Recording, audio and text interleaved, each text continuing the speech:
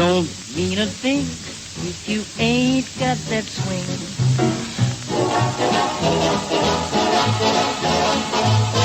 It don't mean a thing, all you gotta do is swing.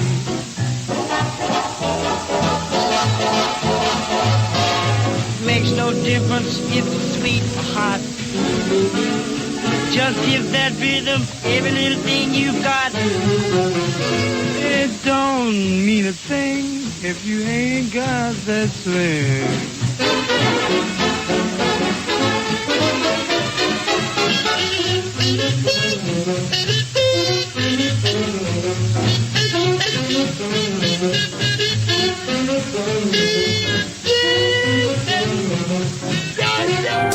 We've heard your feedback loud and clear. You called it out, and now we're answering. All new live programming, 5 nights a week. Always remember, the Fringe FM is for you, the listener, and we appreciate your feedback. Keep the feedback coming. You can email us at talkback@thefringe.fm, call the station at 501-777-5631, or send us a message on Facebook at The Fringe FM.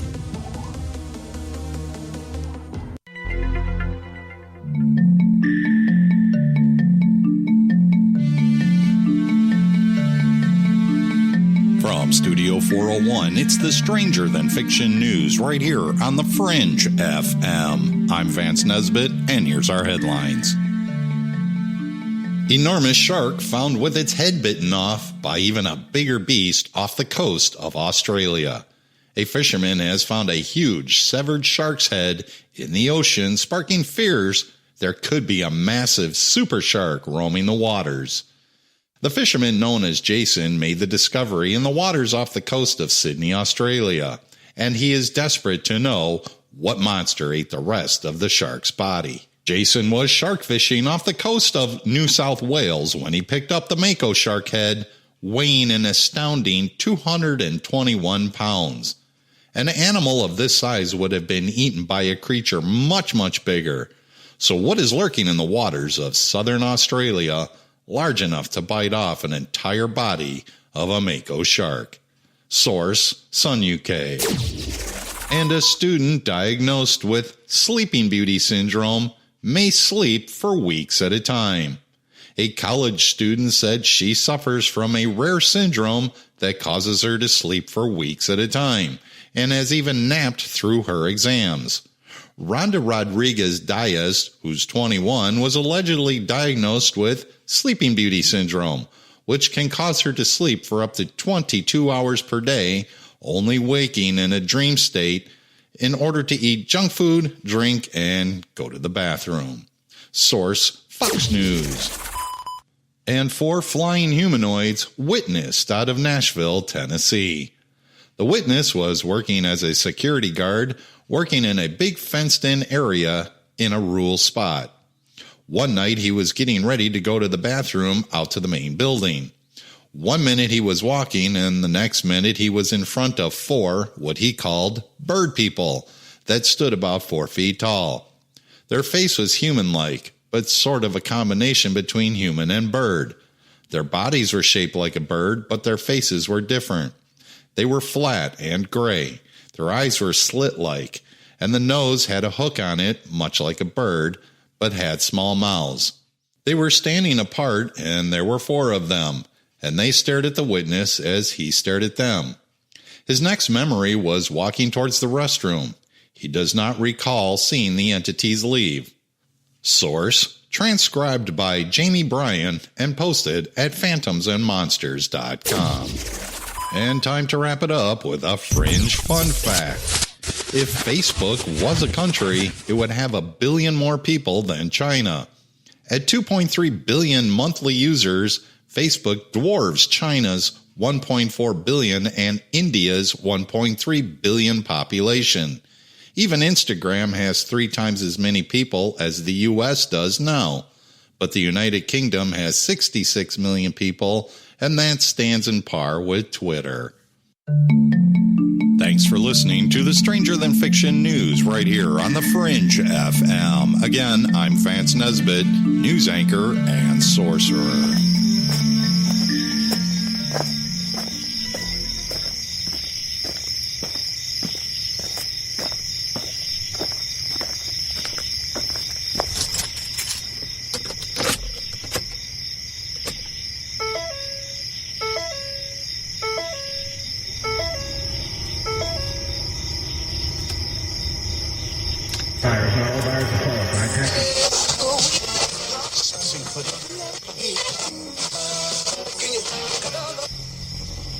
message is being broadcast by the Department of Defense of the Republic.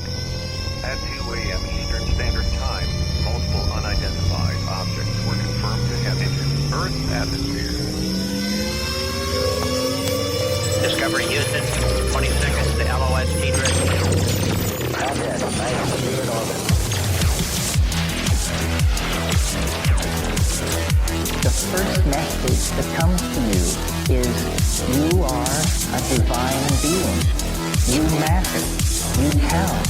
You come from realms of unimaginable power and light, and you will return to those realms.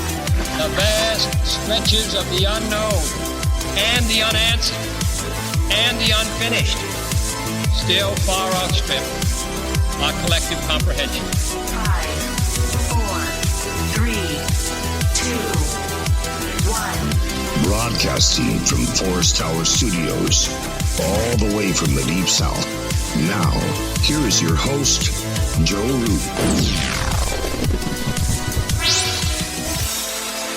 Broadcasting from the mossy creek bottoms of Cane Creek, Arkansas, I'm Joe Roop, and this is Lighting the Void. Thank you so much for joining us tonight on the broadcast. We're going to be discussing initiation and the path of the Fool on this April 1st on into the second. Happy April Fool's Day, everybody. And if you're just tuning in for the first time, you can check out our website at lightingthevoid.com. You can also check out the network that we're on, which is thefringe.fm. And follow us on social media. Give us a like. We're fairly new. I mean, we're a couple of years into this game, but that's still new comparatively. So our Facebook page is pretty close to 1,000 likes. So go ahead and give us a like. I want to see it hit that number. And then also you can sign up for the newsletter for free. And I am going to wait and give you guys some more books for that. As you know, I'm super behind on everything, as usual. But thank you guys for joining us tonight on this Monday night. It's a great start to the week. There's been a lot of April Fool's jokes going on. I haven't fell for any of them. Not yet, anyways. And I also want to thank Jason Quitt for coming on Friday night. That was a really good show. I've gotten a lot of good feedback from that show. And it was pretty insightful. So, yeah, thank you, Jason. Tonight, we're going to be we're going to talk about this Path of the Fool. And it's not necessarily going to be entirely structured around what you think, like mystic and the tarot cards and all that. That there's going to be, I mean, that's what we're going to start with. But I believe that this whole thing, ufology, the paranormal, pretty much everything has to do with this. Everything that we're dealing with now. And I'll get into that in just a second. So Mary Dusina is going to join us. I've asked her to come on since it's my birthday. And by the way, thank you guys so much for all the birthday wishes. You know what it's like on your birthday when you wake up and you got hundreds and thousands of Facebook messages and you feel obligated. Like I have to say thank you to everybody. And I don't mind doing it at all. In fact, it's kind of fun to do that, right? Just to say thank you. Like your birthday is the only day of the year that, I mean, we all like to think that we're special, right? But people don't really treat us that way for the most part, unless it's your birthday. So all of you guys that did that, thank you very much. I appreciate it. Please, if you guys can too, I'm still going to keep giving shout outs for Dan as long as I haven't heard anything about his status. I don't know what's going on. I don't know if he's well. I don't know what his status is. So, Jason didn't get to bed until 4 a.m. Yeah. Well, every guest we have on the East Coast, if for that matter, doesn't get to bed until 4 a.m. So that says a lot, right? I remember when we had Dean Radin on this show, and that guy actually took a nap before the show. I've had a few guests who are like, yeah, I'm going to come on and I'll take a nap. I don't know what to say to that. I'm like, okay, thanks. But, and we still talked, Jason and I talked after the show about a lot of things too, but I didn't keep him too much longer. But that guy, I will tell you this, that guy is exactly who he is off the air as he is on the air. So in case you're wondering, the Twilight Zone show has just launched. You can watch the free one And I'll give you what I think my feedback is. If you haven't seen it yet, you really need to see it. Now, they didn't stick to the black and white traditional thing like I thought they would, which I was hoping they would, but I'm not really so sad about that. Now, there's going to be critics, just like the other day I had so many people saying the second season of the OA was trash. And I think it's kind of funny, though, that these shows, especially shows like the OA, people like Jason Quitt have been talking about these things for years. And now they're making TV shows that talk about these subjects. They, they add their own sci-fi stuff. They had the trees coming out of the ears and all that stuff. But it is funny. So we're being marketed to. I think we're making a bigger influence on everybody.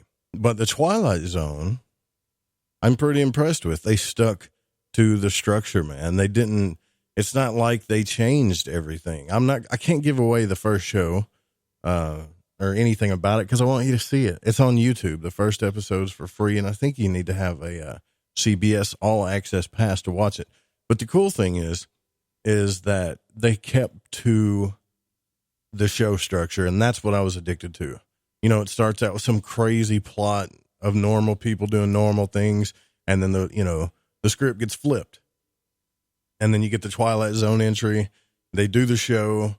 It's a weird moment. It's not a 2-hour show. It only lasts an hour.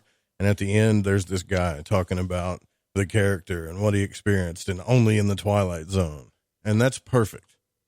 I'm so happy they stayed to that.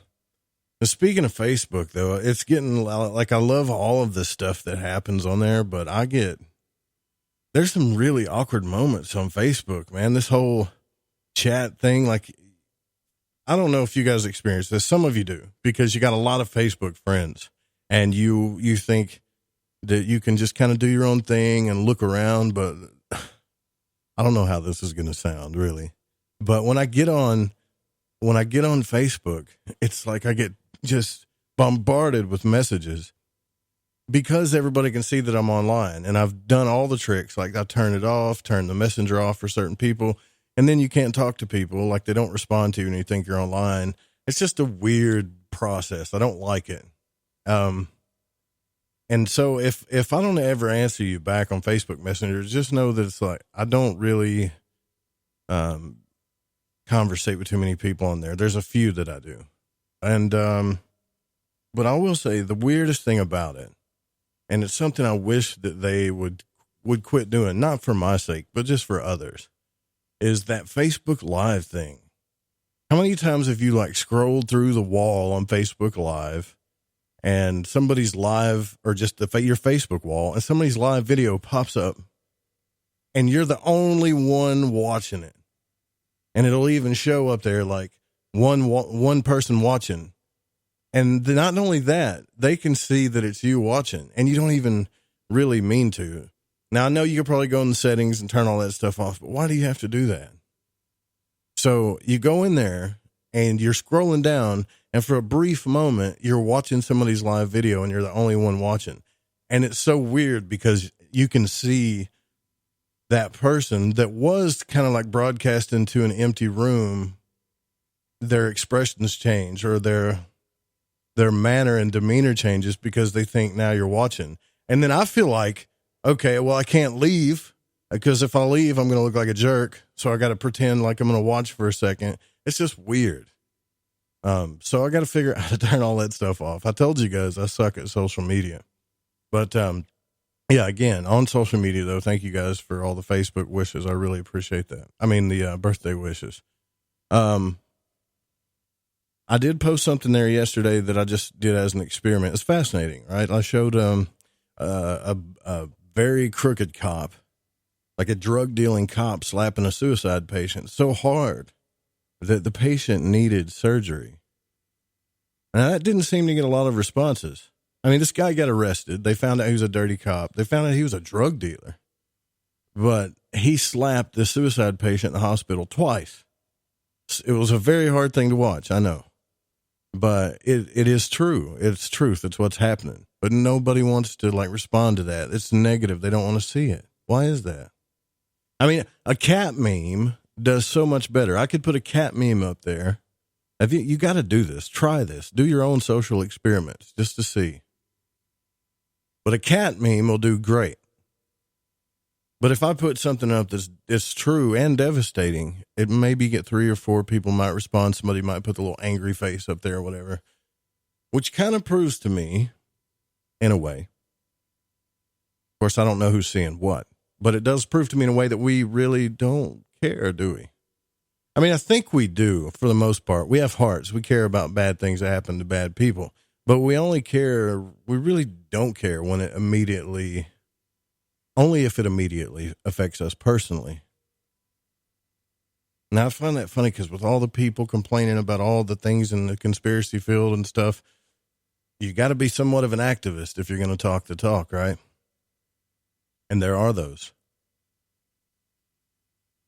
But if I put a cat meme up or something full of love and light and unicorns, which don't get me wrong, I love cats. We all do. We all love cat memes. Everybody responds because it's harmless. It gives you a good feeling and it affects you in a good way. Nobody said they were upset. And I don't know what I'm getting at. I just find that fascinating. I'm not making any judgments either, because when I see those types of things on Facebook, there are certain things I've seen people post where I'm just like, I can't look at that. But when certain things make me angry and I feel like people need to be aware of this criminal, which usually by the time I post it, and, it's old news. But anyways, I just thought that was fascinating. Let's check the news real quick. Let's see here. Because, Mary's kind of busy. And I'm just in case you know how her professional life is, I think she's on the phone currently with a client right now. So she's going to jump off of the phone with the client and jump right into the radio show, all for us. An international team of scientists has discovered a fossil graveyard containing what is described as extraordinary evidence that an asteroid that supposedly hit Earth 65 million years ago was responsible for the extinction of the dinosaurs. Yay. Now, this is in our country. A team of paleontologists from the University of Kansas and the University of Manchester found the mother lode of exquisitely preserved animal and fish fossils in North Dakota. Now, this was published earlier today. So apparently they just found like a cesspool of fossils in North Dakota that proves that theory that the Earth was hit by an asteroid 65 million years ago, and that's what destroyed the dinosaurs. There's other theories out there, so I'm going to stay on top of that. But they're also looking at Mars, which is something we talked about the other day, that they're more interested in life on other planets. So you're seeing a lot. And see, I don't know if this is a marketing ploy because our genre is growing bigger, and so they make sure that they talk about these things more, or if they are actually interested in life on other planets. But they are saying that pockets of dense methane gas on Mars might actually mean that there's life on that planet somewhere. They don't know for sure, of course, but lots of science and all this gobbledygook and big terms I don't really want to get into explain how big pockets of methane gas are evidence of biological organisms, or it's geological. So I think I spent maybe 3 to 5 minutes reading this whole article, and I was trying to figure out is science really interested in this? Or are they just kind of marketing their websites towards us? And the more I read the article, the more I realized that science is actually interested in it, but the titles are clickbait. But if there is if there is life on Mars, it has to be some type of inner Earth life. It's probably microbiological life at the most. And that's pretty much it. Now, this is all of the news that this stuff that I think you and I might care about as I'm scanning this stuff today. I think the biggest thing that got my attention today, though, is this thing called the Open Skies Agreement, which I had no clue about. You guys give me a break, right? I'm only 37 years old. But the Russians did a flyby over Area 51. Now, this was reported by Tyler Rogoway on thedrive.com. But the Russians are operating their Tu-154M aircraft, which is configured for surveillance flight sanctioned under the Open Skies Treaty. I've never even heard of the damn Open Skies Treaty. But this thing allows members of other countries to conduct surveillance flights over each other's territory without impedance, or relatively without impedance. All of these planes are equipped with imaging equipment with scientific limitations and monitors from the country being surveilled. They're on board in flights to make certain that the party complies with the parameters of the treaty, which I didn't get into the logistics of it. But every night I look up, when I look at the things in the sky, I always think that those are our planes, whether they're just military or just commercial jets. But the truth is that it could be the Russians flying over your house. And that's unsettling to me a little bit. But the latest series of Russian open skies flights are being conducted out of the Great Falls, Montana, and are covering a slew of strategic points in the western part of the United States, including the highly secure Nellis Test and Training Range in southern Nevada, home of Area 51. So they got pictures. They got aerial pictures of Area 51, and the shots are public. You're supposed to be able to go look at them, but I don't really know what you could see at 14,000 to 15,000 feet. Or even climbing above 30,000 feet. I don't know what kind of cameras they have. I'm not going to pretend to know how powerful they are. But this open skies thing, like this is one of the first things, this is one of the first times Russia's done this in years. And the U.S. has already flown a number of open skies trips back in February. I had no idea this stuff was happening. But I think, and I'm going to try to talk to Tim about this, I think it might be interesting to keep an eye on this TU-154M's movements out of the Great Falls, or not out of the Great Falls, it already did that, but just keep an eye out for this thing and to see what's flying around and what it's looking at. And the second thing that really bothered me, because I got to get that stuff out of the way, right? That there are satellite photos that show Chinese anti-satellite laser weapons. There's a base in China that has anti-satellite laser weapons. These are commercial laser weapons. And these satellite images have provided the first photographs of a secret Chinese anti-satellite laser base in western Xinjiang province. I probably said that wrong, along with other high technological weapons. This laser facility, is located near a lake and is about 145 miles south of Urumqi, which is the capital of Xinjiang. I'm going to have to get Chuck Fay on here. I'm probably saying that all wrong. But this facility was discovered by a retired Indian Army Colonel, Vinyak Bhatt, a satellite imagery analyst who specializes in China. And China is using its satellite tracking stations located throughout the country as a means of identifying and targeting satellites. Space Force. Now you know what maybe the Space Force thing's all about, right? So once the accurate satellite path and other data is known, they send a directed energy weapon at these things. And these directed energy weapons are located at 5 different places. And they can take the task on easily. Now, this is all according to this Vinyak Bhatt guy, who's an analyst. But this base is one of those laser bases that include 4 main buildings with sliding roofs. It's almost like something out of a comic book, right? The roofs slide open, and these big lasers come out of the ground, and they shoot high-powered chemical lasers that are powered with neodymium. I failed chemistry. I probably said that wrong too, but I don't care. All of that stuff, I'm not trying to sound intelligent. What wigs me out is they got laser weapons coming out of the ground. It's confirmed. We've all known it, but this stuff is getting bigger and crazier. Now, this guy estimated that the smaller shed with the sliding roof is just a tracker, but taken together, the Chinese can fire on 2 to 3 of the lasers against an orbiting satellite that China is wanting to disrupt. Now, I don't think they're really blowing these satellites out of the sky. I think they're just sending direct energy weapons into a satellite that just screws them up. But our Defense Intelligence Agency stated in a report that was made public back in February that China is set to deploy a ground-based laser cannon next year. And we brought that up. But when you read this stuff, it's kind of hard to believe that, right. It sounds like something in Star Wars. But we are moving into a crazy time, man. the Space Force does start to seem a little bit more, it does start to seem a little bit more necessary. Let's see what else. Catholic priests burn Harry Potter books. No big surprise there. I'm not even going to go down that road.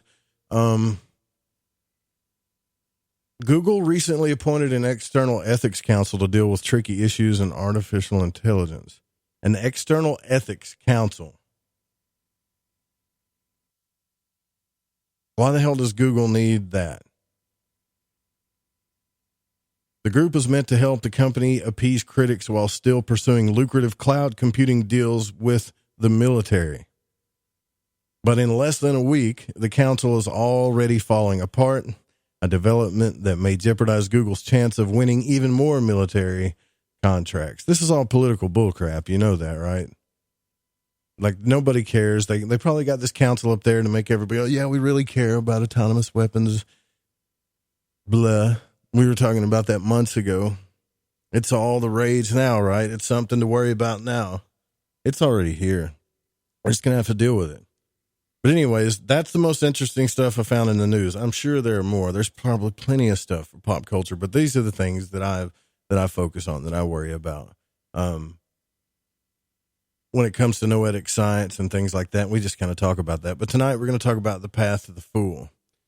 Now, for the most part, when I talk about this, you guys know that I've been relating that to the tarot card, right? Which has its own Western mystery correspondences.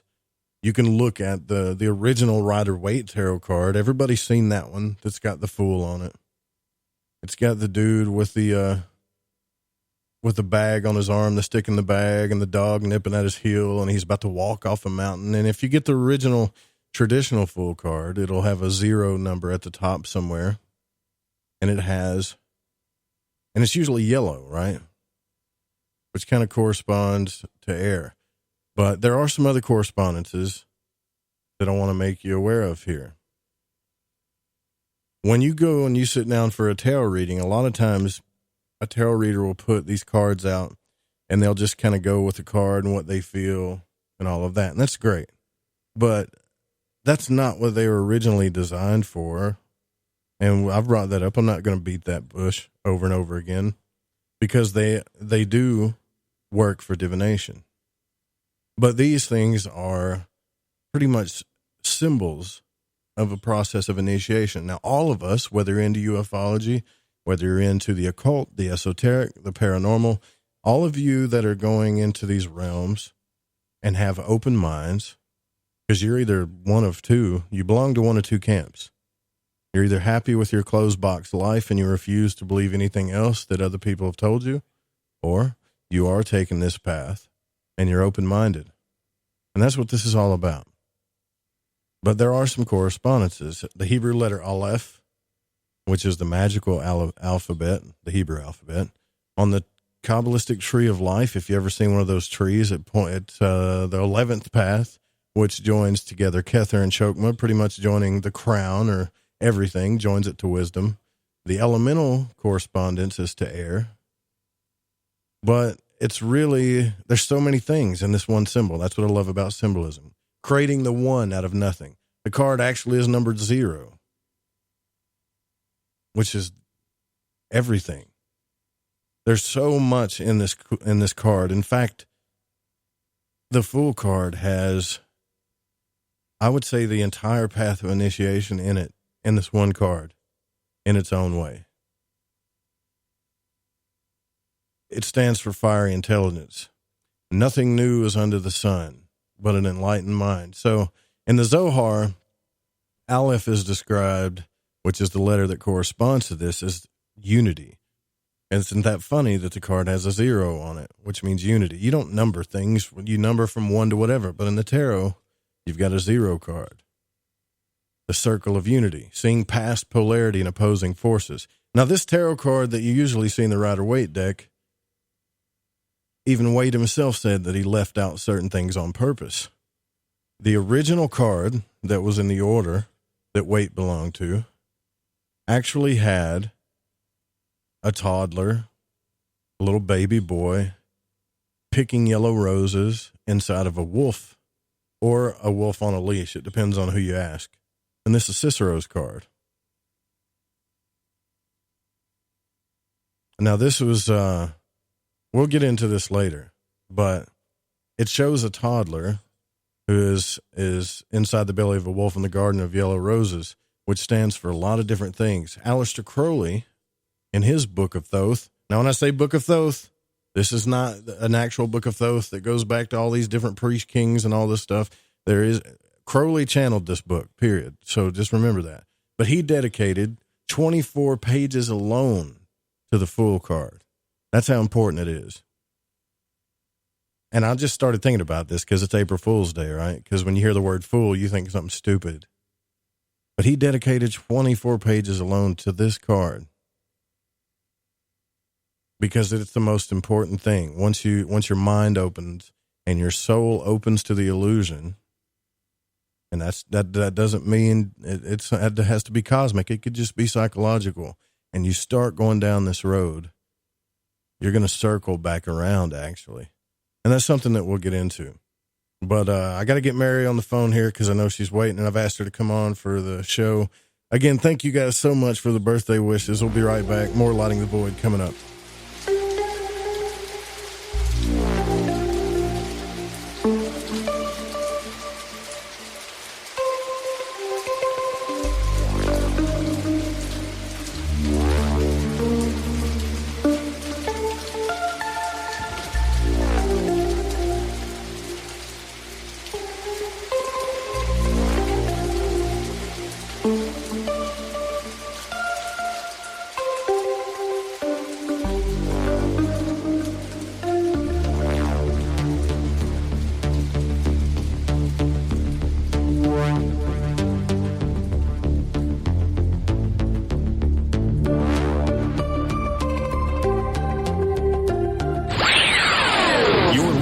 To Lighting the Void Radio.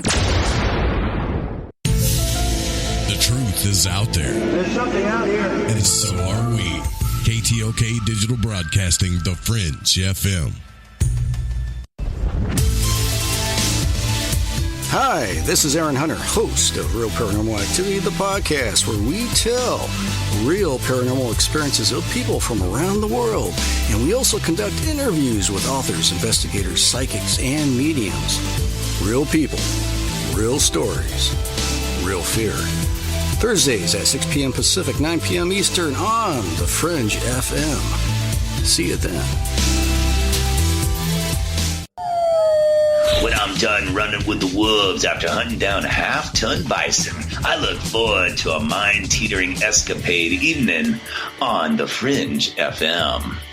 So, you love talk radio? Then you'll love TalkStreamLive.com. TalkStream Live is always on, 24/7 with the best streaming talk shows. Find your favorite talkers and discover some new ones. It's free, readily available online or on mobile with any smartphone or tablet. Finding your favorite talk shows all in one place has gotten a whole lot easier. Just go to TalkStreamLive.com. Be sure to download the free apps from Google Play or the iTunes App Store.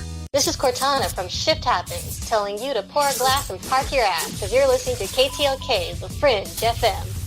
Shifthead. This portion of the show is being brought to you by Ed's Permanent Press Waffles, the perfect gift for people who don't own a waffle iron. Okay, nurse, let's get this man to the ER stat. Right away, doctor. We see this every day. Heart attack or angina pain due to blocked and clogged arteries. Chelation can remove obstructions or blockages from arteries and help avoid painful and expensive surgery. Now there's Angioprim. It's a liquid oral chelation product that you take with juice. You start to feel the results fast. Angioprim increases blood flow all over the body, and that means more energy and strength to take on the day with less aches and pains. 60 years of research has gone into chelation, and Angioprim is the result. A safe and easy way to unblock your veins and arteries from buildup that slow circulation. Paging Dr. Jones. Please report to the emergency room right away. Log on now for a special radio offer from Angioprim. That's angioprim.com/radio. ANGIOPRIM. Angioprim.com/radio or call 877-882-7221. That's 877-882-7221. Howdy, this is Catalina, and you're listening to Lighting the Void with Joe Roop.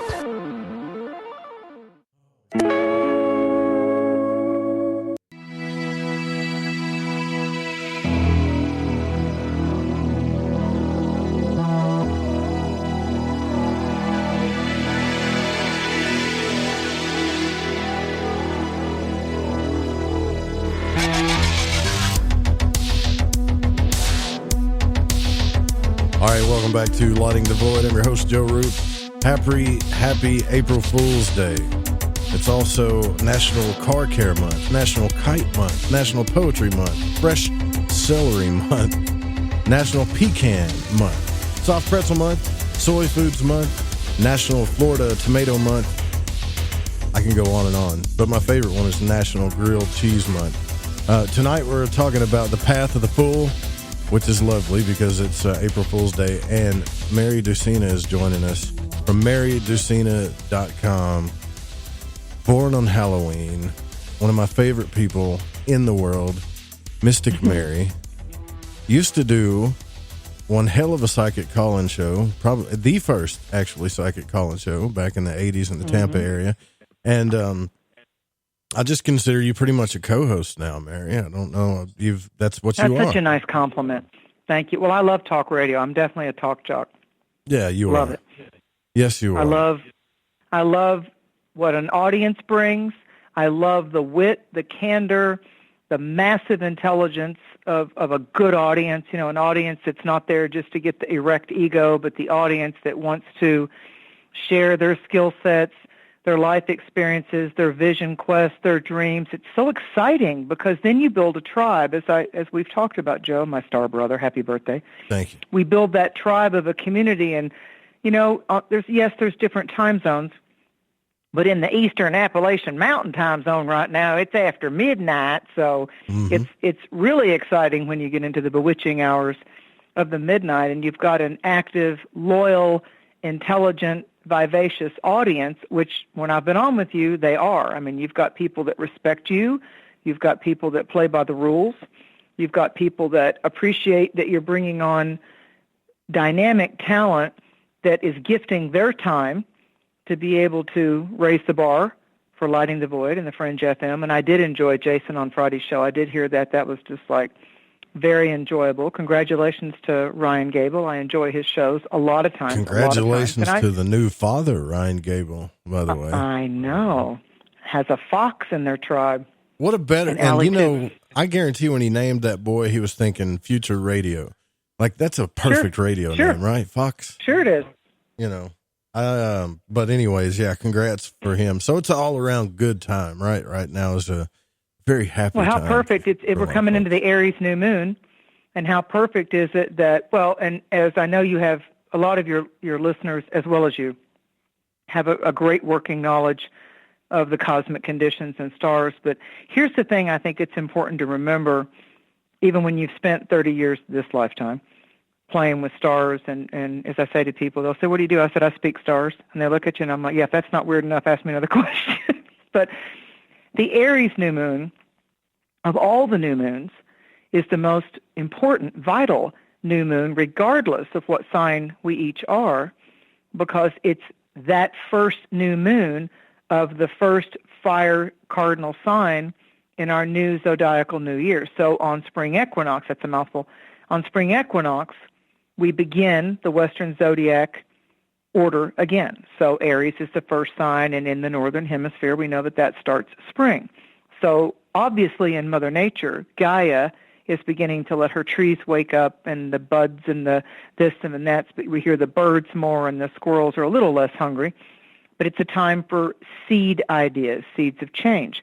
But then new moons are when the sun and the moon marry and join their forces. So if Aries is that sunrise, that great optimistic force of boldness and courage, turning the page, marching forth, then the new moon, the only time that the sun and the moon will join together in that first sign of our Western zodiac in Aries, adds that amplified divine fire to whatever it is that we've been harboring in the Pisces season, the 12th sign. And it's time for us to then, like your show, light, it's divine fire, light the void. So whatever we've gestated in the rich, fertile soil of our souls in the 12th sign of Pisces. And right now, tonight as we speak, because as Joe told you, I'm a surprise, it was as much of a surprise to me. Yes, it's my birthday. I got to have you on here. You know, and you're like, oh, I got clients to talk to. And I was like, well, you know, come on after. And He said, I don't care what time it is. Let's just do it. What's fascinating to me, even with the surprise of this, and born on Halloween, of course I like a good holiday to light up, is that the moon moved into Pisces today. And right now we have, in my technical jargon, we have what we call a stellium in Pisces. So the moon is the fastest moving satellite, one of the luminaries. It went into Pisces. Neptune's been into Pisces, the sign that it is strongest in, that it rules or governs, as we say. Mercury's still in Pisces. Venus went into Pisces. So even though the sun and Uranus, well, Uranus has just shifted from a long time in Aries into Taurus, even though the sun is in the first sign, we've got more celestial triggers in the mystical, oracle, divination, psychic, soul-rich sign of Pisces. So in our individual chart, you don't have to be a Pisces or an Aries, like Joe's our Aries host. We've got both our superconscious areas of our chart, which is very Piscean, old soul, Dreamweaver, and now this new moon approaching on Friday, which means we're in balsamic phase, Wednesday, Thursday, going into the new moon on the 5th on Friday. So this is such a rich, powerful time for us to weed and feed our intention garden of our life.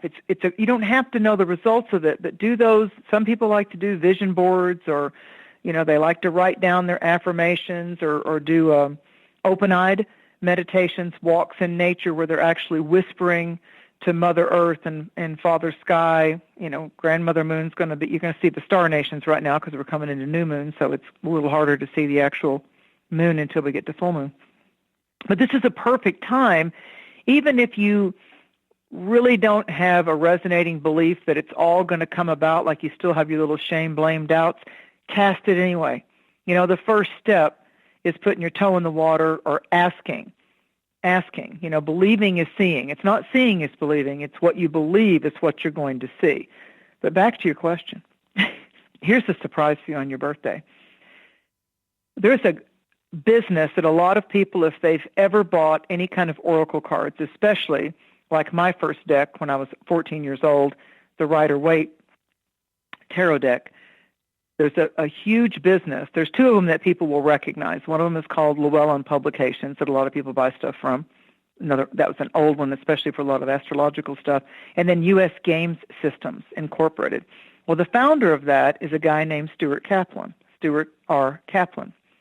And Stuart R. Kaplan was working on Wall Street, actually, and he just happened to go over in Germany to some type of art show. He was always kind of a historian and curious about, he liked games.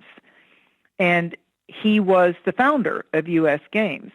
And this was way back when it was woo-woo. I mean, there was the hippy-dippy movement, you would say in the 60s and 70s. But in 1968, when he ran across, when he was over in Germany, he's like, well, that's interesting.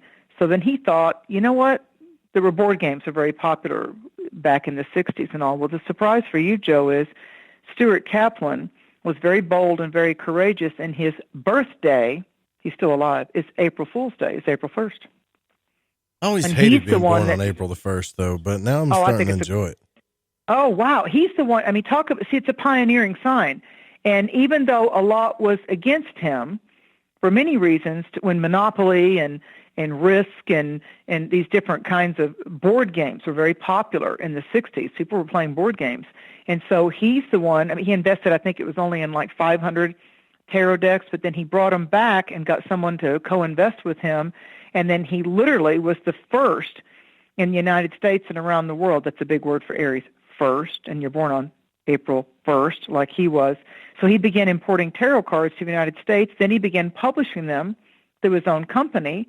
And so it was like the Fool card, and that's his favorite card. He said, I am like that Fool card, because the main imagery in most of the different artistic renditions of the Fool card in different oracle decks still maintains that he has very few possessions with his stick and his little knapsack, and there's usually an all-seeing eye on the knapsack, so it's not about material possessions, and he's out on vision quest. He has his loyal dog dancing and jumping up in the air on my original deck. Yep. Right, but he's stepping his foot off the cliff, and neither he nor the dog totem, which dog totem is about total loyalty to the owner, they're not afraid of going over to the cliff. And one of my wonderful truth teachers that since passed into spirit, Stuart Wilde, often talked about the Fool card, and he said, he did in one of his books called The Quickening, he talked about, when you go to the edge of the cliff, there's going to be a quickening. And he said, and many humans have a tendency to think, no, I can't go too close to the edge because there's danger, stranger danger, I might fall. Nowadays, people are taking selfies and falling and dying, to get a selfie, which is the shadow side of Aries selfies. You just might fly. It's like in one of his books, I'm paraphrasing, but he said something like, and the master said, come to the edge of the cliff. And the aspirant, the disciple, is like, I don't know, master, but I may fall. And the master pushed him, and he flew. And like Art Bell, that was like Stuart Wilde, and Art Bell spoke a lot about the quickening or raising, in a snap of the fingers or an instantaneous moment that you just might fly above your predictable circumstances. So it's that fuel. And so what he did, the interest in the tarot that began in the late 60s was fueled by an increased availability of decks. And he went to New York, and there was a store in New York that he took it to. There were very few. There were more in Europe, the tarot decks that were made and sold. But he brought it as a pioneer because of Kaplan's involvement. He brought it, and he especially was fond of the Albano and the Rider-Waite deck. So he mass-produced it, made it very affordable in the U.S. customers through mainstream bookstores. Now, what happened was he regretted that although he was over traveling in the 60s, when he found out Pamela Coleman Smith, who's the famous, I think she was born in the Bahamas, artist on the Rider-Waite deck, she died like penniless, and, one of her last poems was How Alone She Was, but you'll see her signature. She does her letters together, Pamela Coleman Smith, on the original decks. He regretted that he had just missed actually meeting her when he was starting out the pioneering and researching of tarot decks. But what he did, he tried to find out where she was buried, and she ended up being kind of like indigent people sometimes just have like what they call poor burials. They just kind of do like whatever the state will provide for them. But he went back on a pilgrimage to try to buy anything that was available in her town. I think it was BURD over in the town that she was at, and he went back and kept looking for everything to buy it so he could try to honor her, because what he wanted to do with all of the stuff that he bought of hers was to revere her, and he keeps trying to find out where she might be buried, and he hasn't been successful yet in the town that she lived. He went to where she ate, where she lived, talked to all the people, because he wants to do a memorial stone for her, to revere her as the artist that she was, because she was in theater and then brought the cards to life. A lot of the imagery, the original imagery that, nowadays there's an oracle deck for everything. There's Halloween decks, and there's... And the funny thing is the Rider-Waite isn't really the initial imagery. The initial imagery came from the Golden Dawn. The Rider-Waite deck has stuff hidden in it purposefully. So exactly, they kept exactly. She's more associated with deck. the Rider-Waite. You're right, because he always wanted to be a writer. There's his other Aries part of it, because when Aries is the first sign, guess what the ultimate sign of communication is? Because it goes Aries, Taurus, Gemini. So there's a lot of Aries that have that talk host, orator, teacher, voice jock, lyricist, and also author vibration in them. There's a lot of Aries authors and writers like Gemini, because they have Gemini in the third house, and that's the strongest part of it. So you're right, and he talks a lot about the Golden Dawn, but then he went on to do Encyclopedia of the Tarot, and I think he's up to like 4 or 5 volumes of it.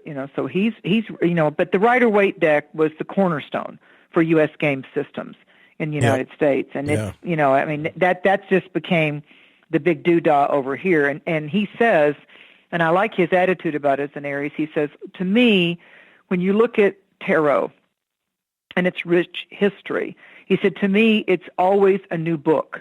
Whether you do divination and you have your favorite oracle decks, he said, every time, no matter how much you learn about the different cards, every time you do it, that book opens up again to speak to you. There's a fresh energy every time, even if you know exactly what the Fool means, even if you know exactly what the Knight of Pentacles or this or that is. A lot of times it does mean something new to you, depending on what's going on in your life too. That's the beauty of the symbolism, you know. But he got the copyright on it until the year of 2021. And he said that's exactly 70 years after the death of the artist Pamela Coleman Smith. So that's why he did it that way. And he's already selling a lot of his collection because he said, I don't want to just give it to a museum. I want to sell it to other collectors so that the work can go on, you know, the original. An interesting background too. I didn't know that was the biggest. That is a lot of knowledge about that. Like, thank you for that. That's great. I didn't know all that about. I laughed because I thought Joe's talking about the Fool. It's April Fool's, and he obviously hasn't researched that yet or known about that. You know, because you study the tarot I studied the tarot through the Golden Dawn. So the Golden Dawn had an original Fool card, right? And I'll just say this real quick because we only got a few minutes for the top of the hour. But it's all about initiation, right? So the magical title of the card, and this is according to Chick Cicero, is the spirit of ether. The path of the Fool is that important first connection between the crown, which is God, you could call it God, the source, and connects to wisdom. It is the path known as fiery intelligence, the first current of potential vibration. It is the precursor of the first thought. Now, this being the case, the card's meaning is one of the hardest to grasp, and it was for me too when I first looked. I was like, what is the Fool card? And that's due to its close proximity to the unmanifest. Now, Aleph is the first letter of the Hebrew alphabet, as well as the best love letter of God, and it's attributed to this card. And the Zohar, fascinating text, by the way, one of the ancient Kabbalistic texts, Aleph is described as absolute unity. I already covered that. So it doesn't really have a number since numbers are set apart from one another. So the 0 on the card is a sign since 0 represents the circle of unity. The path of the Fool is the possibility or first glimmer of a thought. From out of the limitless light, the life breath of the Ruach, which is your spirit, begins to form thought of manifestation. It is the crown of wisdom, the premium mobile acting through the air of the zodiac. But in the original Golden Dawn Ritual Tarot, which was the one that was hidden in secret, right? It shows the child god Harpocrates, or Harpocrat, you can say it however you want. People say it different. But he's picking one of the yellow roses, which the golden rose of joy. And a child has the sum of all possibilities of life yet to come. Therefore, he has the potential to do anything. And Harpocrat is also the god of silence.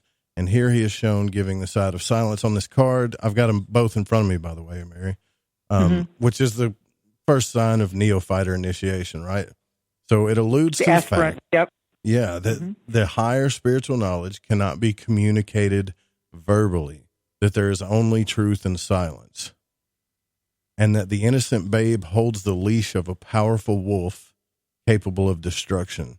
And the two opposing concepts of innocence and ferocity here balance and counteract each other. And the babe is the beginning of life, while the wolf has the ability to end life. This card could be said to represent birth or death, and then it goes into the divination of it. Now that I got that out of Chick Cicero's Golden Dawn thing. So pretty much it's think about fairy tales. Think about fairy tales too. Think about the story of Little Red Riding Hood. Red is Aries colors. Little Red Riding Hood and the wolf shape-shifting, like consuming her grandmother. So we have the wolf after the innocent lamb of the little girl who goes and costumes, disguises himself as, oh my, grandma, what big eyes you have. And the wolf wants to eat her, too. She's the child.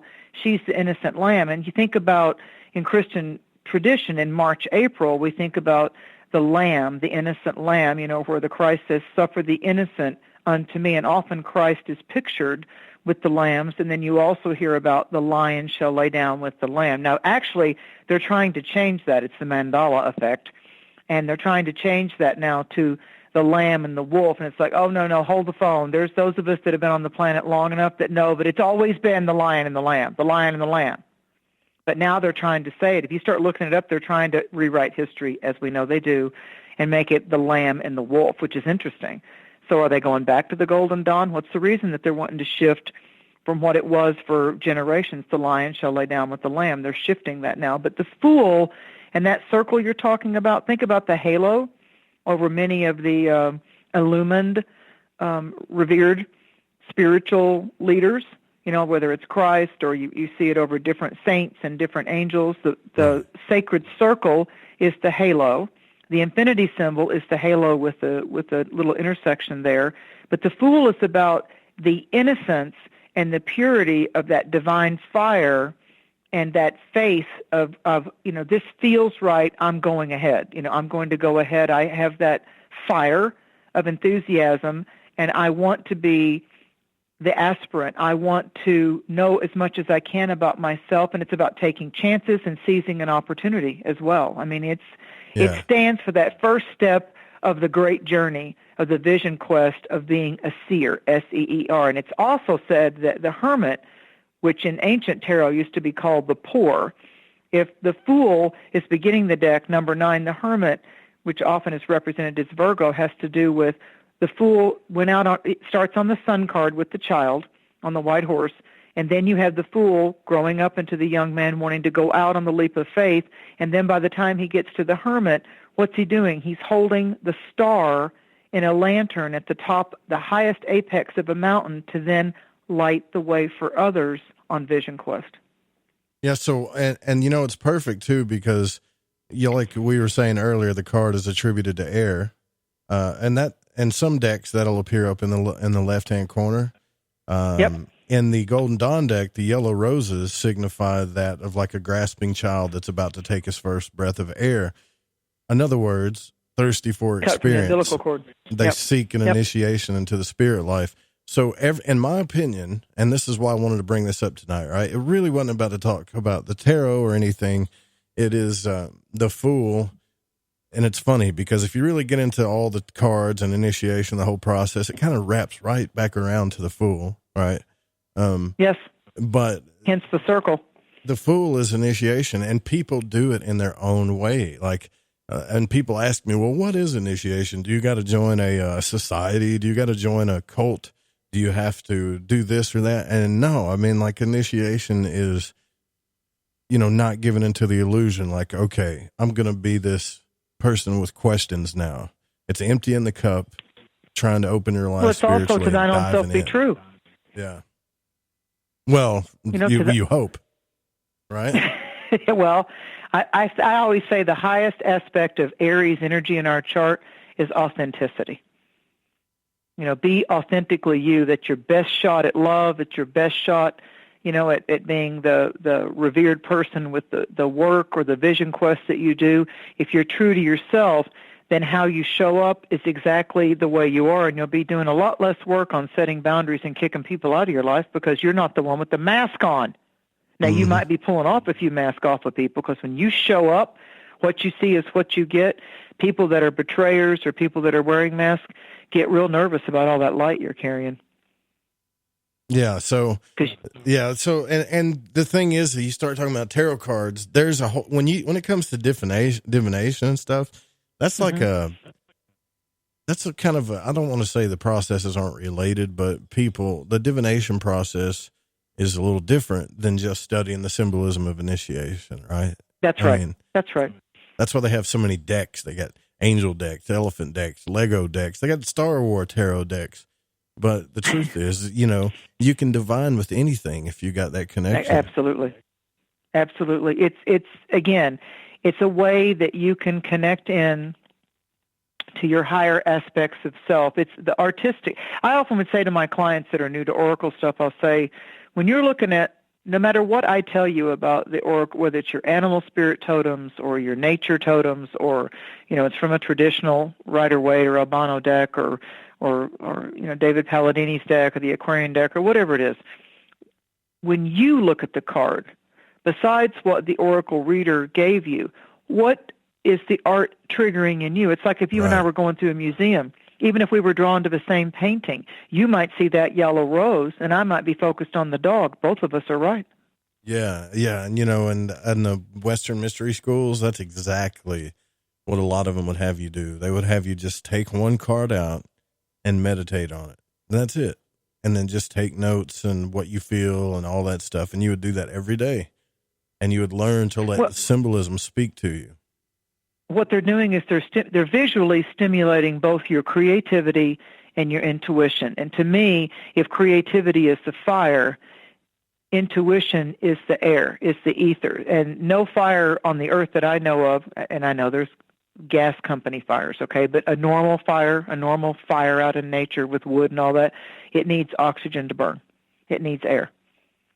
Yeah. And that's why the fire and the air element signs are compatible in yang energy, and the earth and the water signs are known to be compatible elements in astrology even. The earth and air are yin, feminine energies, magnetic, and the fire and the air signs are yang, and they're electrical. Yeah, so, and you know, the thing about it, that I'm interested in, Mary, is, we're at the top of the hour here, but is listening to everybody's breakout story, like their process of that card, like what happened when they transitioned. Yeah, what was the fire? What was the fuel that made you say, I'm committed to this ride? I don't know where to me, Aries is like, I have to know more. It's a little different than Aquarius. I have to know more, and I'm committed to taking this adventure. You know, to me, Aries is about the explorer, and just, I've got to take the adventure and see where it leads me. So their excitement is more about the adventure, not the attachment to the outcome. Absolutely. If that makes sense. Wise words from Mystic Mary Dusina at marydusina.com. We'll be right back. Happy birthday to you.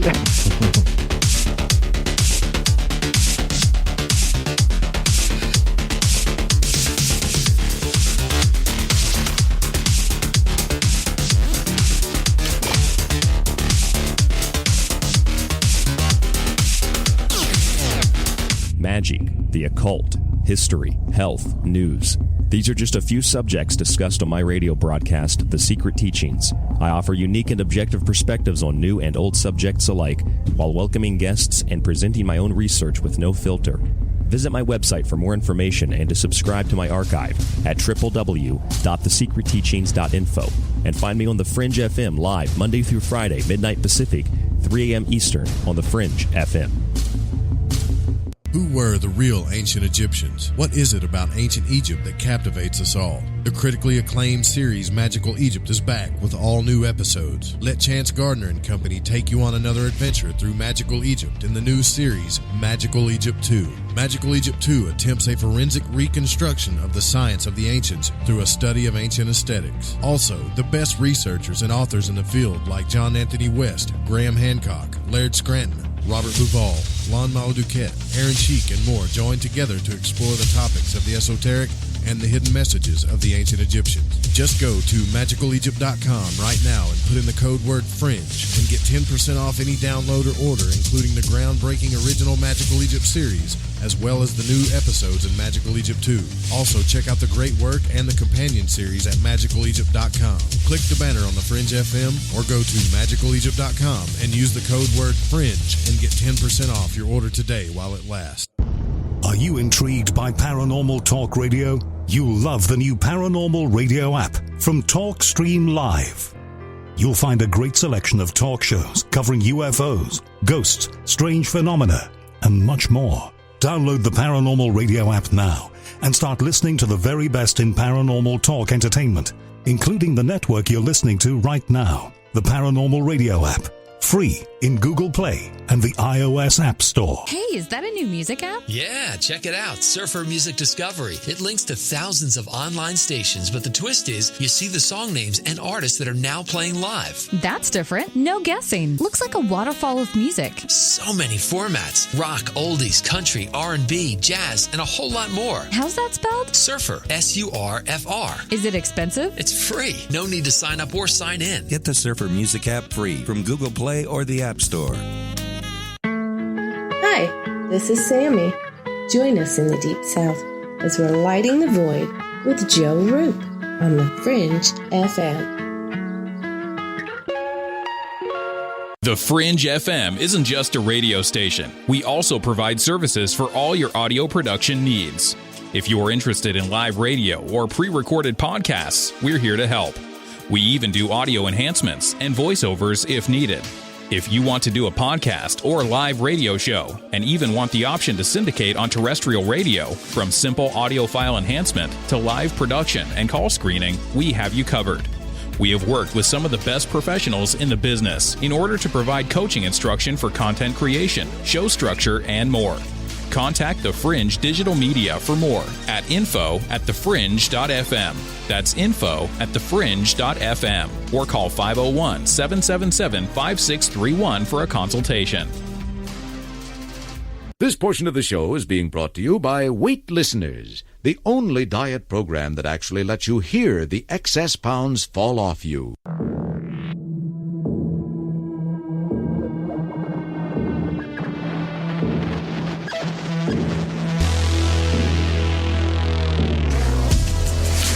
All right, welcome back to Lighting the Void. My name's Joe Roop.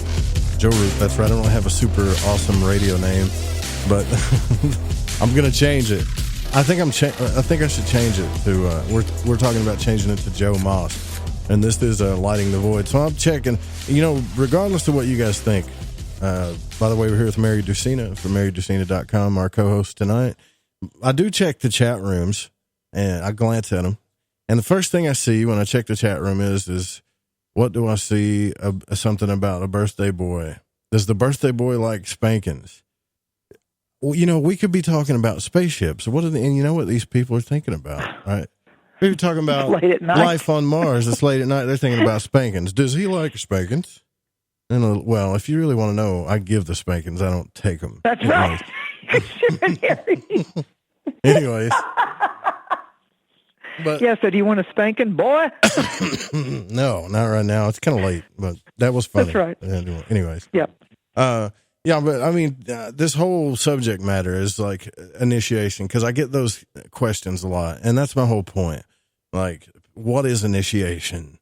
Is it something special? Do you have to sign up to a group? And no, it's most of you, the you that's listening right now, you're already there. Like, you're already going through that process. But I wonder, I kind of feel like, do we ever leave that fool mentality?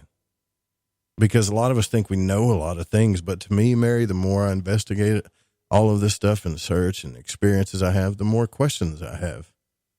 So there's really no step-to-step process, Well, in Buddhism, it's pretty much and I'm not a Buddhist, but they pretty much give you the balanced analogy of the teacher is always both the student, and the teacher is always always going to be a true teacher, is always going to be an exuberant student. The teacher seeker is the content student, content to always learn. I think we kind of freeze frame if we stop and start thinking we've got it all figured out.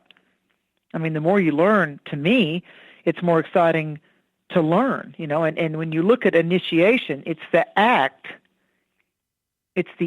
of action. Initiation, I'm going to now add fuel, if you will, to my engine. I'm going to, and really probably historically, initiation does go back to rites and ceremonies or instructions, or maybe it was, in a sense. Why would you want to become like, there was an old movie called Dragonheart. It was when they were getting into the CGI. Oh, yeah. And remember, they made Sean Connery from one of the old original Bond people. They made him the voice of the dragon in Dragonheart. And all through that movie, Dennis Quaid plays a knight. It's really a cool movie to watch. I did a whole seminar on Dragonheart from a metaphysical sense in Florida. Really? And Dennis Quaid, yeah. Dennis Quaid, well, he finds his soulmate. There's no blood, guts, and gore in it, and it's really a great archetypal, metaphoric type of mystical movie. He is so loyal to the king, and he absolutely doesn't believe that the king's son would have turned dark. Now, the dragon is the main animal totem with the voice and the facial expressions, even though it's a dragon, with the voice and everything of Sean Connery, the original Bond guy, or one of the original Bond guys. And Dennis Quaid loses his way. He becomes disillusioned, although he is an incredibly loyal knight, as should be, to the king.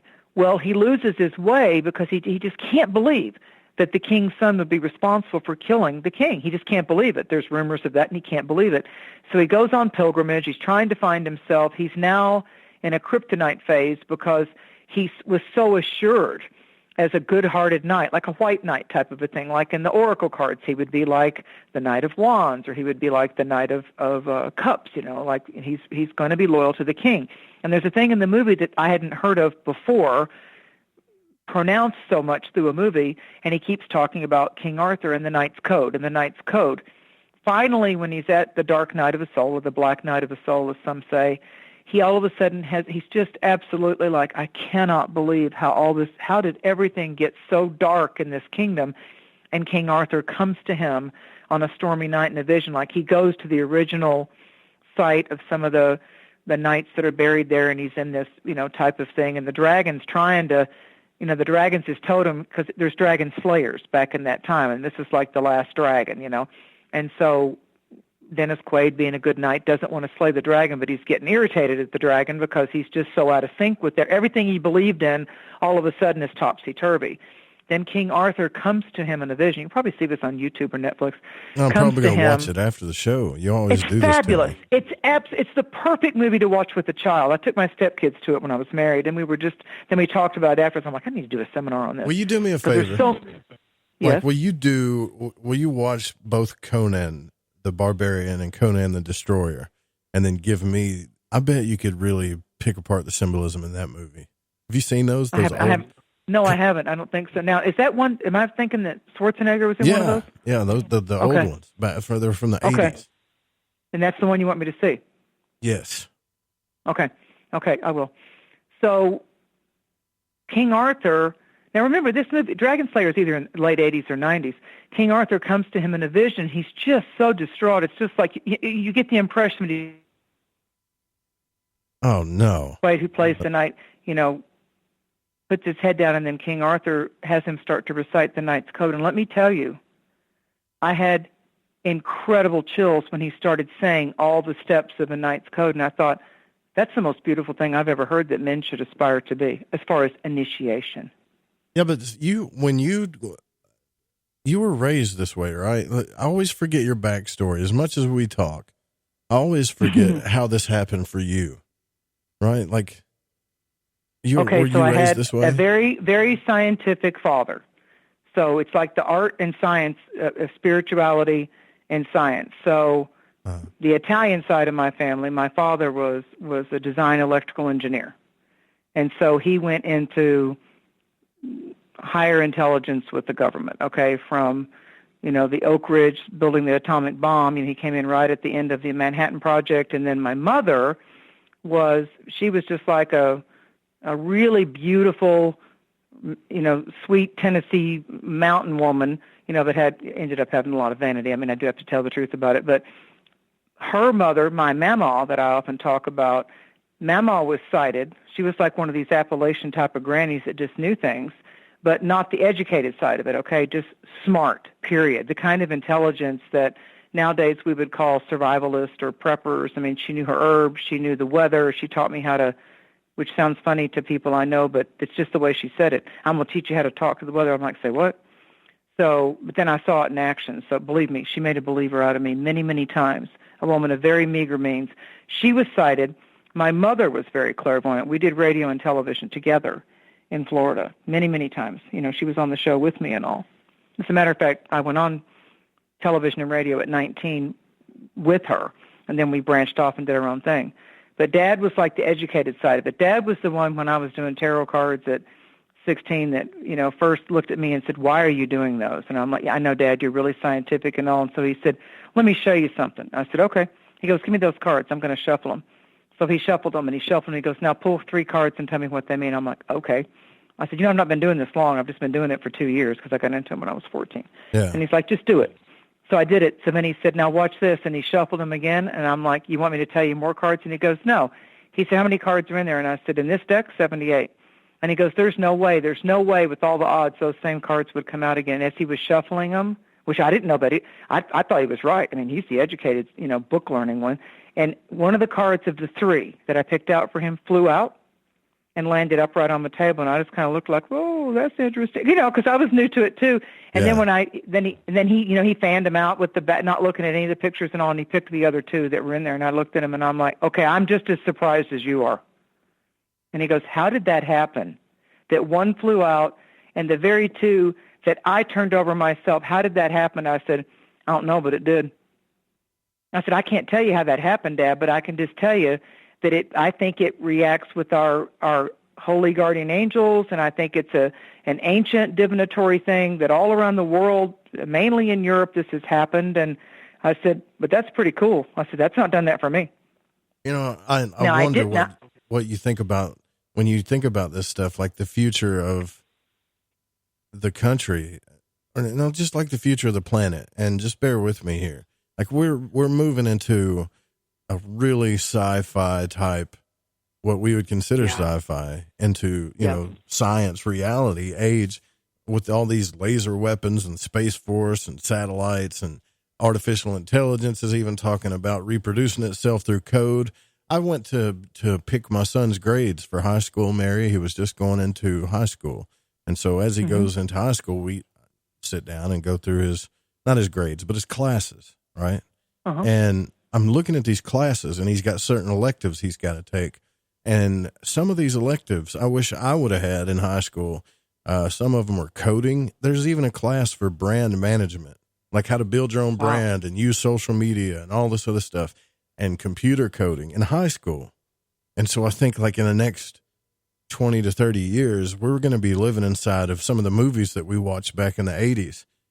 And then we got this other crowd that's going, well, not other crowd, I guess most of us that we know are going through this crazy spiritual process. It does make me wonder, like, what type of future we're going to be living in. I talked about that with Jason Quitt. Are we going to be on a planet that's like sci-fi, like where people can leave their bodies at will, but when they come back, it's super high tech? It feels that's what we're kind of moving into, unless maybe that's just wishful thinking. No. Think about. We've got a planetary alignment coming up in the year of 2020 that hasn't happened in 502 years. I mean, cycles repeat and return and upgrade, and we hope as a species. I remember my dad, when he was at Oak Ridge, before he went to NASA, before we moved to Florida and he got hired on by NASA, he would say these little cryptic hints to me, like you're talking about AI and science and all that. And he said to me, perhaps they used to have these little things that were like ant farms. I don't know if they still have them, but it would look like a see-through thing, and the ants were in the sand. And in science, you could watch the ants building their little colonies and all. And he used that as an example. He said, what if we're a higher intelligence off planets? What if we're the ants and we're the project that they're watching? And I'm like, wow, that was before Saturday Night Live did a thing called Deep Thoughts. And I'm like, well, that's really making me think. And he goes, okay. He said, why would there not be massive intelligence everywhere, Mary? He said, look at the difference between a giraffe and an earthworm. He said, just think about the science of it and the cellular structure and the cells. But then on the other side of the family, here I've got a meditating mother, and I'm learning about different cultural systems. So to me, it's about intention and energy. So there's been horrible, barbaric things done to women and children in the name of religion, this and belief that, and radical this and radical that. And there's unfortunately been, again, the beautiful, innocent lambs that get murdered or slaughtered by somebody else's cray-cray. And then there's the people that miss it all, and they're the trailblazers. It's like the people that went out west in pursuit of gold or whatever, or the pioneers of the settlers, and they made it through when there was no electricity. I mean, they made it through. I think Mary faded. Are you there? Okay, I've lost you for a second. And so I think it has a lot to do with, karma's a bitch if you are, So I believe I do think it's very important, whether it's AI or 5G or malevolent dark force type of energies, vampirical energies versus, swords of light, regardless of any religiosity, right, that you choose to be that blank canvas that's going to put majestic things on every day. And if every day, some people say if you live every day like it might be your last day on the planet, there's a different kind of richness as you look at your sun, as you look at the sunrise, the sunset, your beautiful child, your animals, the nature. I mean, if you live it, and I know it sounds a little bit morbid, but I'm talking about creatively, if you really put the intention out there that your main initiation is no matter what cards life has dealt you, you're going to be an agent of the light. You're going to choose every day, some days will do better than others, to be a better version of yourself and how you treat yourself, how you treat other people, how you move, and have your being, your spirit in this world, because we know this is temporal. We know we're going to go somewhere and do other things. So why not see this as an artistic landscape and maybe buy some new colors, try some new types of paints, in the experience of our landscape of living. Yeah, I love your philosophy, Mary. It's beautiful. Thank you. But it is, you're right, though, because I guess I look at that stuff. That's the stuff I focus on. But in reality, I mean, we still have countries that are doing, like, bad things to people, still stoning women for witchcraft and doing things like genital mutilation and crazy stuff. Yeah, absolutely. Well, but if you take it down to the core, it's fractured, broken, furious Tasmanian devil type of, they can't be getting into the soul fruits and do those kind of things. I mean, you can't. I tell you what riveted me as a psychic. There's certain things. There's always like, really dark deeds and things going on. The one that really barbaric. And I guess I'm talking to her soul. This South Carolina gal that's all over the news that was just partying with her. My mom lived in Columbia for a while. 5 Points downtown. Columbia, South Carolina is where the college kids have always gone. It's a nice area. And, and she just got into this. I mean, there's a part of me as a psychic that says, why did that happen to her? The video of her getting in that car and that guy premeditated and put the child lock on and everything and took her out. That has really, just me. I mean, I know there's horrific things that go on all over the world every day and beautiful things that go on. But it's like I'm speaking to her soul and I'm wanting to just keep sending her light. I know a lot of people are sending beautiful things to her family and condolences and all, but it's like I feel her. It's like I feel the shock of her, and it's like I just want to. Ever since I've heard that story, I've just been wrapping her in light and and uplifting her soul vibrations. And it's just like we've talked about, this vitriol that's out there from either vampirism. That's a type of vampiristic action, what that guy did. It's a vampiristic thing to be mean to animals or maim or kill just for the sake of some kind of sick thrill out of it. That's not of the light. That's not of the light. So, but Mama, again, the mountain mystic, used to always, when I was a little kid, and I would say to her, oh, Mama, when I was like 8 or 9 years old, I'm like, I said, I don't want to watch the news. Why do people do those mean things to each other? And you know how news will be. And when you're a kid, and I'm like, and why did they do that mean thing to that animal or that person? What's wrong? Why would somebody do that? I mean, I just could not seem to get over that. And she's like, now you listen to me, Mary Lynn. She said, there's angels and there's demons, and at some point you've got to make a choice, light or dark, light or dark. And she said, the sooner you do it, the better. Yeah, well, but you'll be tempted. You'll be tempted for both for a while until you choose. And I said, okay. And she said, it's always out there. She said, the worst thing I witnessed when I was a kid that scarred me for life, and I wasn't even a kid, I was a teenager. Well, I was a young teenager. Now you have to remember it's late at night, so don't you give me bad things late at night. Well, it was bad, right? And that's when I knew I was an animal lover. Because out here in the South, if you've got I know a litter of puppies or kittens, and you didn't mean, and that wasn't supposed to happen, they do the long ride. We're going to take them for the long ride, right? And after witnessing something like that, I was like, man, it made me want to throw up. I don't get into the details of it, but watching somebody just desecrate a bunch of puppies is not cool. Yep. Why should a kid have to see that? Right? Let me tell you something. For an adult to ever show that to an innocent lamb, I'm going to go back to our spring Aries lambs. When you've got an innocent lamb, and there's always been horrific customs for, like you said, women and children and all that. And one nation deciding to come and just desecrate Indians and move them off of their reservations and all, and say, claim this land. Yeah, okay. So, but when you do that, when something is deliberately visited upon a child that's abusive or inappropriate or a non-permission type of experience, either sexually or emotionally abusive or physically or verbally abusive. I don't care if they're alcoholics or whatever excuse they want to do, or they're on drugs or whatever. Horrible is horrible. And I personally believe, being someone with a lot of Scorpio, the joy I find in that, the little witchy part of me that enjoys, I sit back and I say to Memo, here's what I've learned. If someone's done those kind of things, and she used to say, now, Merlin, I said, I don't feel bad at all if they get in a wreck and they die or their organs rot out from in between. That's exactly and there's how nothing I that felt. they could do.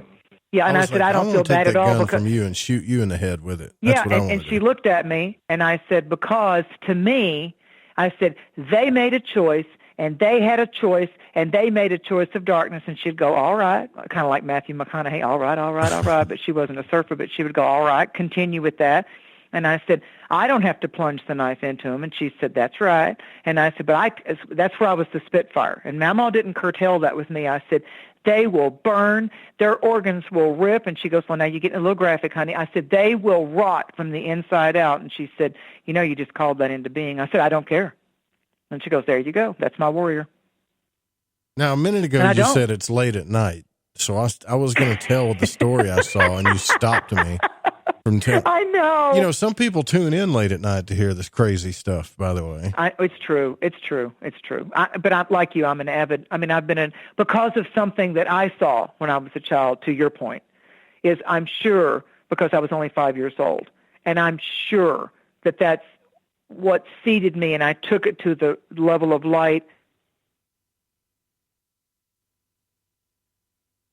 Well, all I know is that when I was Yeah, same thing happened when to I me, was a and kid. it wasn't any of my relatives. My dad would tell me these types of things, like, if I ever catch you not putting an animal out of its misery properly or for the right reasons, I will beat you till you can't move. And I never took that as a threat. Like, people say, "Oh, what an abusive dad!"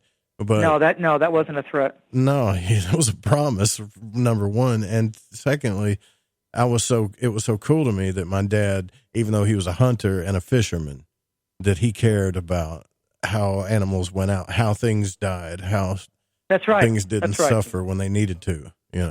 True hunters know how to hunt and do the shot that takes it out where it's instant. It's not for sport. It's about and like the Native Americans, the First Nations people, if you're going to sacrifice it, they use the skin, the hoofs, the horn, everything. Everything. It wasn't just for sport, just to leave it on the side of the road.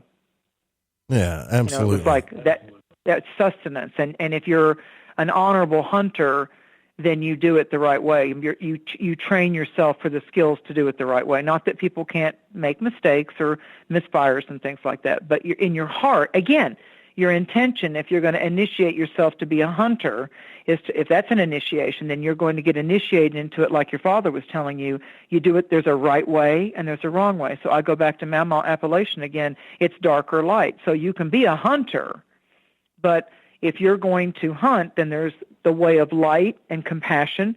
Like the First Nations people, they blessed the animal and everything about it before they ever took its life. It was a blessing. They blessed it again as they ate it. They blessed it again as their fur kept them warm. They realized that was a fellow tribal brother, sister. Isn't it part of initiation, like realizing, say, when I witnessed that as a kid, all I remember was feeling how horrible it was. Oh, and I can still hear the sounds of those puppies in my head, right? Yep, me too.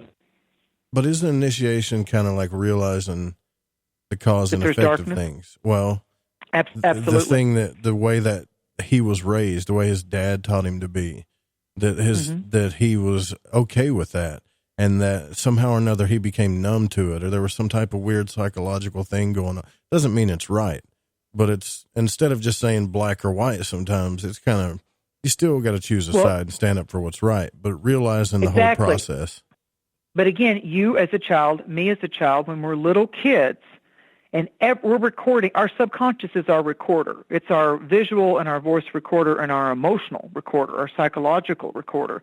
So when we see things that shock us into emotional, like, oh my God, it's like, how did we know it was wrong? How did we know that wasn't okay? Our soul already knew that was not the right thing to do, and we're a little kid.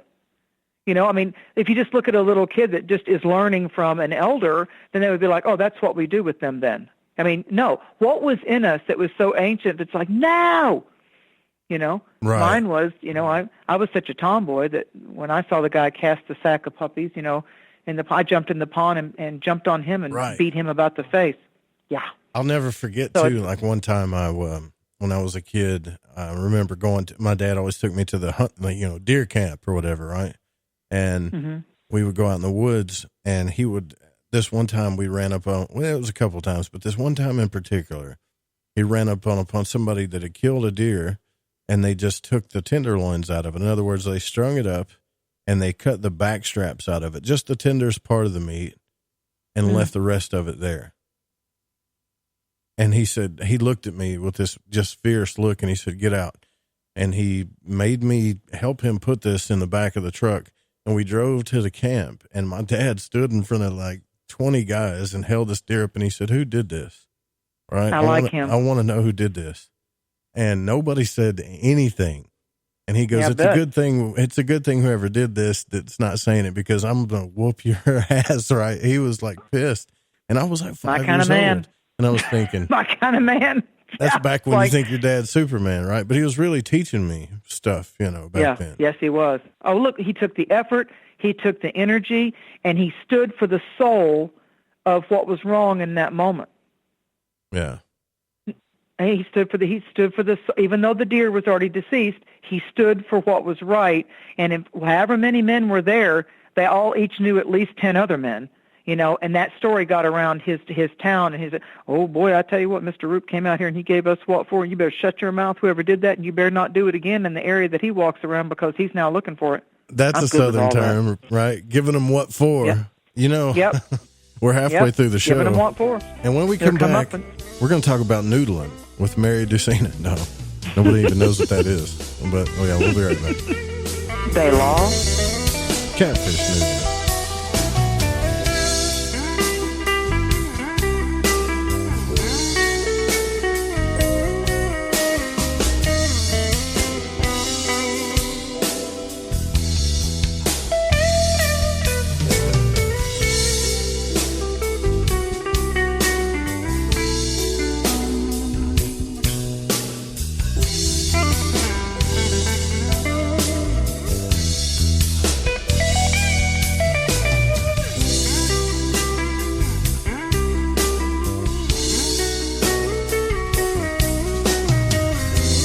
Of the show is being brought to you by Whatever We Have in Stock Are Us, your one-stop place to shop for whatever we happen to have lying around at the time. The truth is out there. There's something out here. And so are we.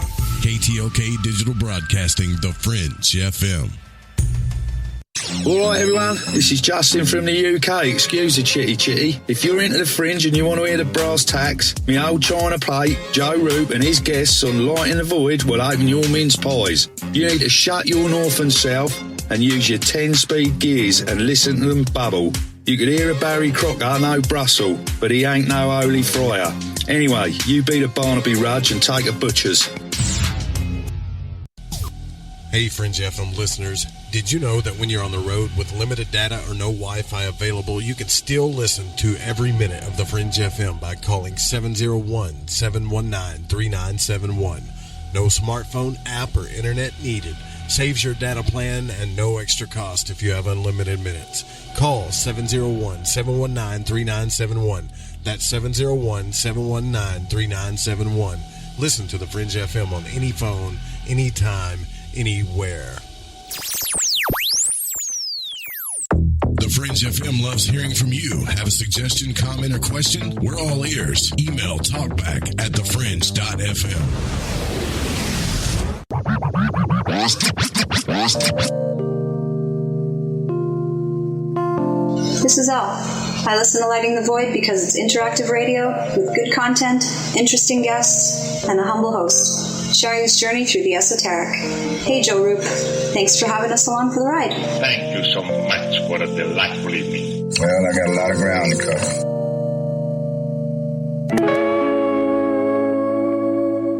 Your home has needs. It needs a healthy, dry environment all year round. Start by getting rid of the worst air in the basement and crawl space, where the problems begin and make the whole house sick. Introducing the new Smart Wave Ventilation Unit. It has advanced technologies to continuously reduce moisture, mold, and odors, and expel radon, gases, and pollutants. And now, Wave units include carbon monoxide detection to automatically expel air at a high rate and send you an alert. It also has an app so you can remotely monitor the conditions. Wave is a comprehensive, maintenance-free, affordable solution that will transform your entire home. Protect your home and family with what it needs. Give it a new Smart Wave Ventilation Unit. For more information, call 888-717-WAVE. That's 888-717-WAVE. Or go to dryhealthyhome.com. That's dryhealthyhome.com. Wave Home Solutions for a healthy, comfortable home. You know, food was different 60 years ago. It was minimally processed, free of pesticides. It was nourishing and healthful for your body. Today, GMOs, pesticides, herbicides, and heavy processing have depleted the nutrition of our food supply, which takes a toll on our health and energy. It's harder than ever to get the right nutrition. That's what Life Change Tea is meant to counteract. Our specially blended, powerful herbal formulas can give you more energy without caffeine. It's a mild cleanse, a mild daily detox. A good detox can help revive and bring back the energy of your youth. GetTheTea.com is the website. It'll cleanse you from the inside out with this herbal proprietary formula. Go to GetTheTea.com. There's no fillers, no GMOs. It's organic. Not available in stores. You must go to their website, GetTheTea.com. And their supplements are a great way to maintain your health. Read the testimonials on the website. Go to GetTheTea.com. That's GetTheTea.com. Want to know what's on The Fringe FM? Check out our schedule at thefringe.fm. This portion of the show is being brought to you by Ed's all-new solar-powered, inflatable, low-maintenance, reversible, waterproof, drip-dry, self-winding Whatsis. The incredibly versatile all-in-one device that's just perfect for something or another, and as soon as we discover what, we'll be sure to let you know.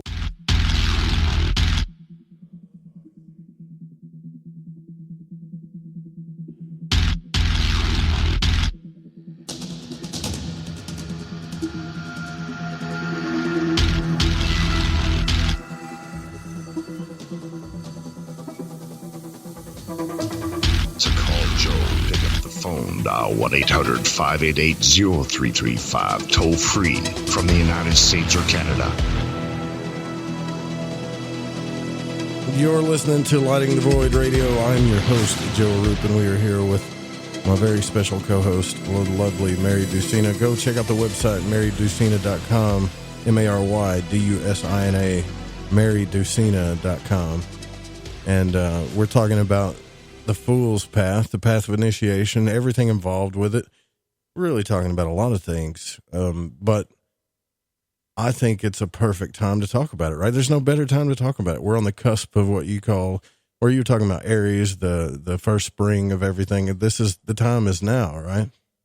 Absolutely. Absolutely. And not only is it the 2019 true cycle of the new zodiacal wheel, as the yearly wheel turns, but then that new moon, you know, each month we have the full moon and the new moon.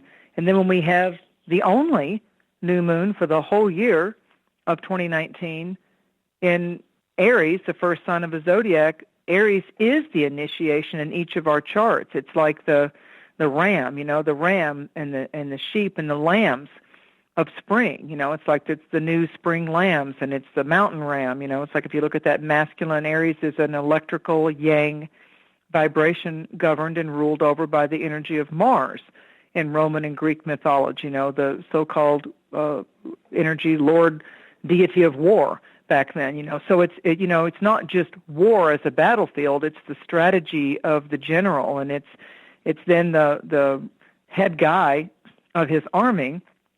It's everything military. Aries and Scorpio both get into the whole military and psyops and the difference between Marines and Navy SEALs and special ops and Green Beret. I mean, how that whole thing blooms up, you know, and then black ops, and then the people that are, you know, the double spies. That's probably Gemini and Virgo when you get into the double spies. But the whole, you know, the ones that will actually be the front running, ones that go into war. That's the Ram. That's Aries. And the people that really enjoy strategizing the battle.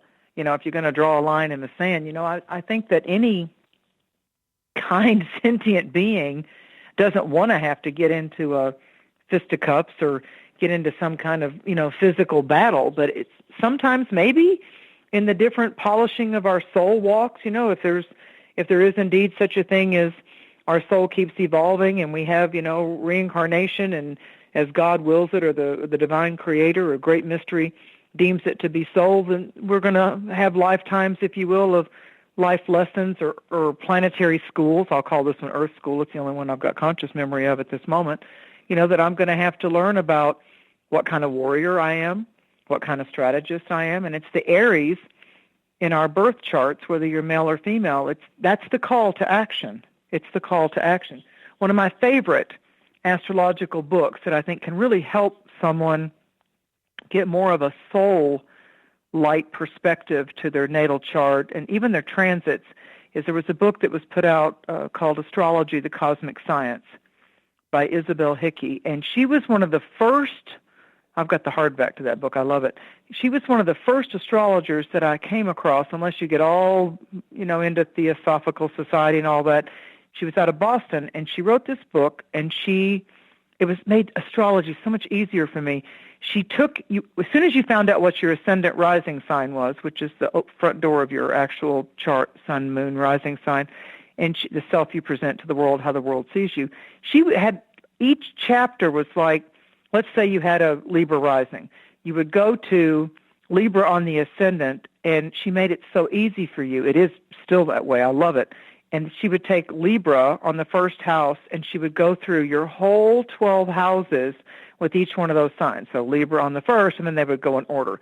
Scorpio on the second, Sagittarius on the third, and she was just spot on every time. I have never, it's 100%, I have never recommended that book to any of my clients. I'm like, you really want to have one book in your collection that will help you learn your chart from more of a past life, reincarnation, what's your soul's mission this lifetime. If you'd like to have some real seed pearls on that, get that book. And I'm sure there's used copies out there. I'm sure that you can get it on Amazon, but it's Astrology, A Cosmic Science by Isabel Hickey. It's the best of the best.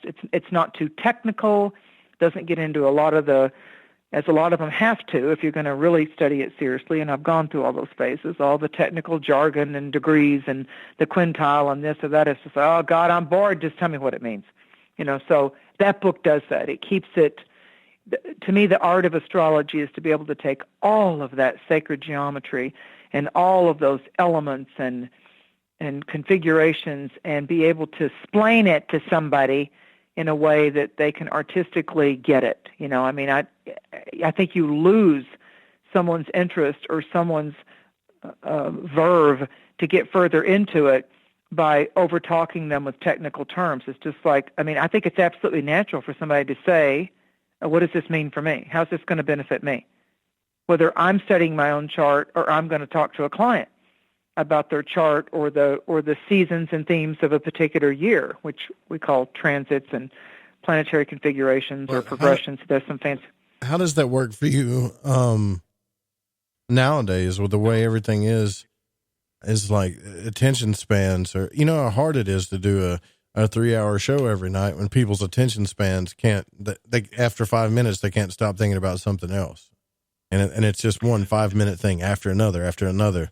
It does seem like it's a different time. So you still get the same amount of, I guess, fruitfulness when it's just you, like one-on-one with a person talking about this stuff. Oh yeah. People, look, trust me when I tell you, people aren't going to call you and spend money for you to tell them about. You have their full attention. For me to tell them about it's all about them. It's like the ultimate selfie is your astrological chart. So it's like. And it's like the first part of the show I heard you talk about, a lot of people like to call it fake book, Facebook. And right. Now I don't do Twitter. I'm not a Twitter person. So I get it that people have different genres of social media. Some people like Snapchat, some people like Instagram. I do a few things on LinkedIn. I do a few things on Instagram, not so much Facebook, because I don't put up with the arguing and I don't do any political stuff. I'm not debating with you because you don't mean that much to me for me to debate with you. I'm not going to debate with myself. I'm a person of peace, and I'm a person that is eager to learn, and I value your opinion, but I don't need to know it. And you don't need to know mine on those kind of things. There's a reason why for many generations they've said, stay away from arguing about politics or religion. I mean, why? I mean, it's just a bunch of wasted energy because you have exactly the right that you need to have to believe what you want to. I'll never argue that with you, but don't push it my way because, it's not going to work. Doesn't it feel like even some of the talk show hosts that... Like, absolutely. The older they get, the more they start pushing their political... That's what I'm afraid of. I mean, I'm 37 now, right? But what if I'm still doing radio when I'm 57? Am I going to morph into that guy that starts pushing my political agenda? No, because the true artistic creativity of talk radio is that you're the host. So you're supposed to steer your callers, your guests, and everything to the avenues of the impetus and the creativity that motivate you. So like, let's say you were going to do a sports show, then you would have that genre. Let's say that you're going to do, there's a lot of paranormal shows I don't listen to because I don't want to keep hearing about exorcisms and going to the graveyard and doing this and that. It's like, really, what's the point? Once you've been, I mean, yeah, there's ghosts and there's cemeteries. Okay, I get it. I mean, some of the Bigfoot's fascinating to me. I still like the UFO genre big time. Yeah, because I've gotten into that a lot, and to me that's fantastic. I mean, I like doing that. So, but I just to hear somebody get on there and preach and go on and just get vile and hateful about something is just like, no, you don't get to come to my circus. No, you don't get to do that because guess what? If you're the host, you're the ringmaster. Even Jerry Springer said that when he went from having a regular talk show, and his producers told him, he did his 100th show, and they told him, okay, this is remember when Howard Stern was doing shock radio. Okay, then they told Jerry Springer, we need to go into these shock shows because Jerry Springer is a very bright man, and he was doing some great shows when he started out, and he would always have Jerry's moment. Oh, how many people from the South ended up on Jerry Springer's show, though? It made us look really bad, though. It really Well, of course they do. Well, hey, trash is trash, whether it's whatever color it is, it is. I know people that was on that show from my hometown. It was embarrassing. Well, but his statement was to those producers, they told him they were going to cancel his show if he didn't go into what they call like the beginning of, I guess, shock reality shows like Stern was doing on radio up in New York. And he said, well, then it's a circus. And for me to make the money, then I'm going to be the ringmaster of a circus, and that's what I'm going to have to put it in my head that way because he goes to Sarasota, Florida a lot.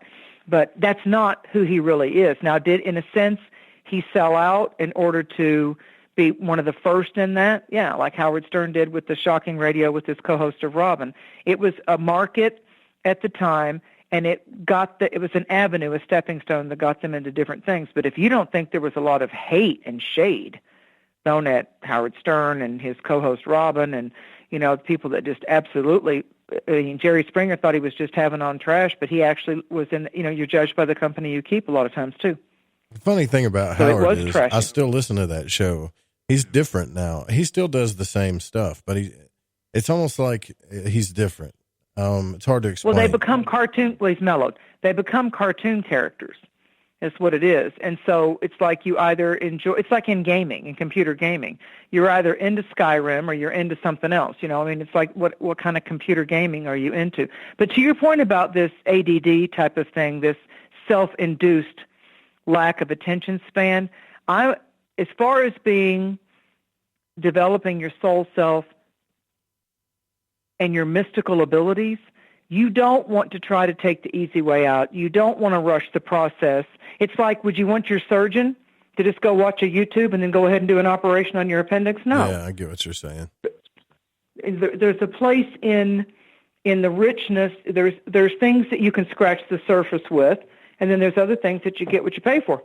And I think that where people are lacking is they're not like getting boots on the ground, and like anybody can go buy a tarot deck and say that they're a card reader or or go on one of the free sites and calculate a natal chart and just take that for gold, whatever that little delineation says on astro.com or whatever. But it's like, wait a minute, but did you sit down and also, even though it might seem a little old-fashioned to you, on your Kindle, if you want to do smart tech, did you sit down and go get one of the astrology books that's rated in the top 5 on Amazon or whatever, and did you just sit down and take a moment? I mean, after all, it's your chart. You know, it's all about you. It's all about you.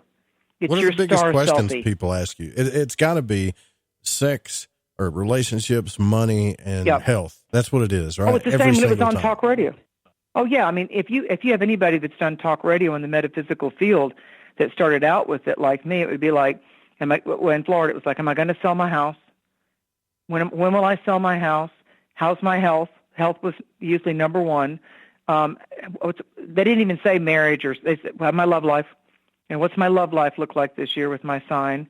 And then they would go into health.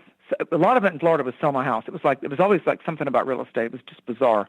So sell my house. I'm like, wow, you put that above health and your sex and romance life. That's interesting. Because they want to get out of debt. You know, that's probably what's making their health go down, is worrying about all this damn bills.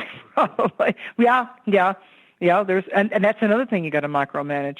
You know, I mean, I can't tell you I could count on octopus 8 arms. You know, how many people that I've dealt with that have tons of money. You know, when you're younger, you think, boy, if you just had all the money to solve your problems, I guess you'd really be happy, and you'd go out to eat all the time, and you'd party, and it'd be fun to go to the grocery store and just put whatever the heck you want to in your cart. Can I tell you, they've been the people that have had the deepest kind of chronic health issues because they've got money to buy pretty much anything they want to. They drive the car they want to. They pay off their house, or they have multiple houses. So I should just do a broadcast and just call it Sex, Money, and Health with Joe. Sex, Money, and Health with Joe. And maybe we'll talk about ghosts and UFOs. No, what ghosts are they having sex with? What ghosts are in their house? And will those ghosts, if they invite people in to see if they can see the ghosts, make them any money? Well, that's a whole nother show. I'm writing this down right now as you speak. You're the best, man.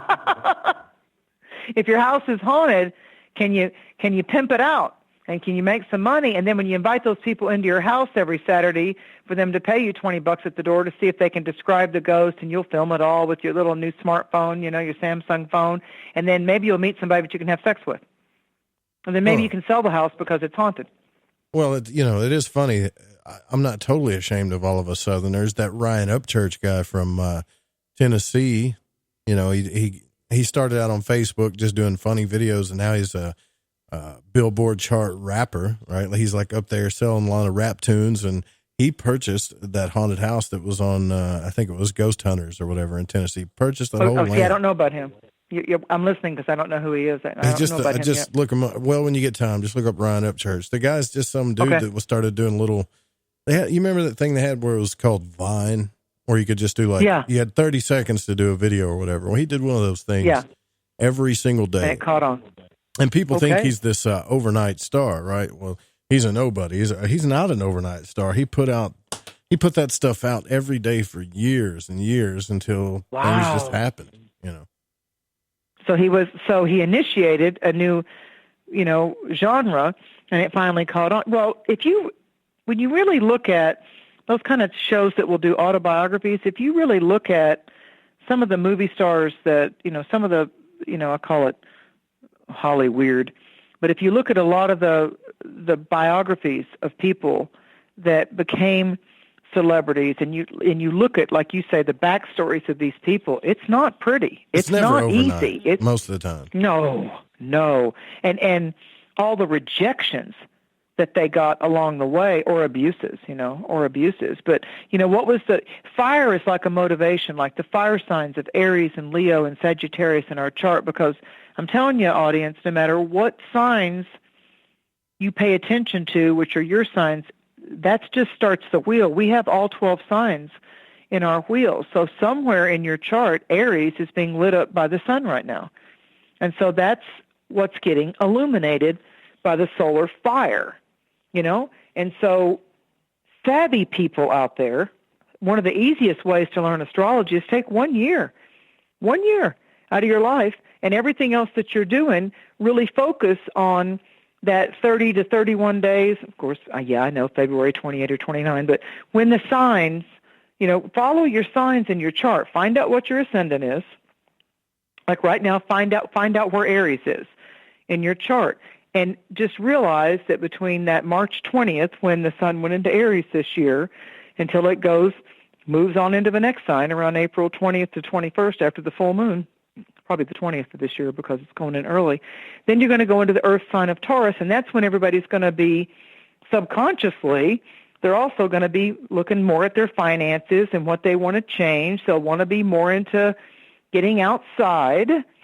So it's Taurus is all about, that great meal, what's your comfort food? Who are the people that you really, truly, most of the time enjoy sitting down with and breaking bread with? Taurus is about, we shift into the bull and the cow, the third week of April, and it's about, I just want to kick back. I want to move a little slower. I don't want so many things on my plate that I get aggravated. A lot of people will try to take not spring break, but they'll try to take more time. It starts mowing season, for a lot of people in the northern hemisphere. The gardens are beginning to sprout. So it's supposed to be a time of the land, like when you get into your Libra, it's about harvesting. When you get into your Taurus, it's about planting, and your crops are beginning to, you're starting to get your initial crops. So right now, Aries, and we'll talk more about this when we talk at the Aries new moon, but it's about what gets you fired up. And actually, back on your sensuality question, Aries is also, because it's ruled by Mars, it's about how well are you micromanaging or not your temper. Mars is also about, is our anger self-motivating and constructive, or do you get out of control? Are you too hard on yourself? Are you verbally or emotionally cruel or abusive to the people around you that are supposed to mean the most? We've all heard that statement. We often hurt the ones we love the most. What kind of warrior are you? What kind of field soldier are you? What would you stand up for? What would you defend? What would you attack? And how, if attacked, would you respond? That's all Aries. But, what if you're just out doing your day, and what would it be that you came upon as an adult, not just as a child, if you saw that would immediately take you from your mild-mannered self into action? I can tell you, if I see anybody hitting a kid or being cruel to an animal or doing something inappropriate to an older person, I'm not the girl that walks away. I'll tell you a quick funny story. I was when I lived in North Carolina. This is in a Walmart, wasn't it? I know this is going to be in a Walmart, right? I don't know if it was the dollar store or Walmart or even one of the grocery stores. I knew it. It was something in a little North Carolina town, but I think it might have been the grocery store.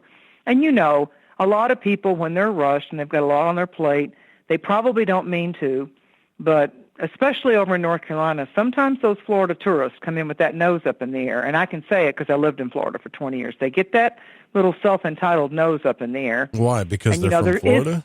They think they're better? Yeah. Oh, okay. Well, very impatient. And a lot of Floridians have come down from the north, New Jersey and New York, and and they just like that. It's all about them.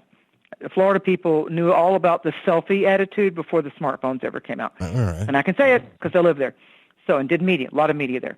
So I'm in the store, and they either don't like the way they're bagging the groceries, or they're in a hurry. And again, this is before the smartphone exploded. That whole thing exploded. So this person's just giving this cashier what for. She's just bitchy about everything. The cashier's female, the customer's female, and all that kept playing in my head is, the customer's always right. The customer's always right. And I thought to myself, nah, not today. Like that. So I could tell that the cashier was like just wanting to do everything she could the best way. Because I was looking, I came up upon it. So I'm thinking, did the cashier start this? So what happened? Was she cussing her out or something? She's getting at the edge of that. So she said something that was almost like, you're just dumb or something like that. And so in a very, very dangerous Scorpio tone, when the Scorpio starts to lower their voice and say something in a quiet tone instead of raising their voice, be afraid, be very afraid. So I looked at her and I thought, I'm going to go Southern on this bitch. And so I looked at her and I said, you better pump your brakes. And she looked at me and she spun her head around to me with her gold jewelry and everything. I was looking pretty good myself. And the cashier looked at me, and her eyes got like really big, and she said, "What did you say?" I said, "You better pump your brakes." And the cashier grinned because she was Southern enough that she knew where I was going with it. And she goes, "What are you talking about?" I said, "You need to pump your brakes and back your truck up unless you'd like to meet another dump truck."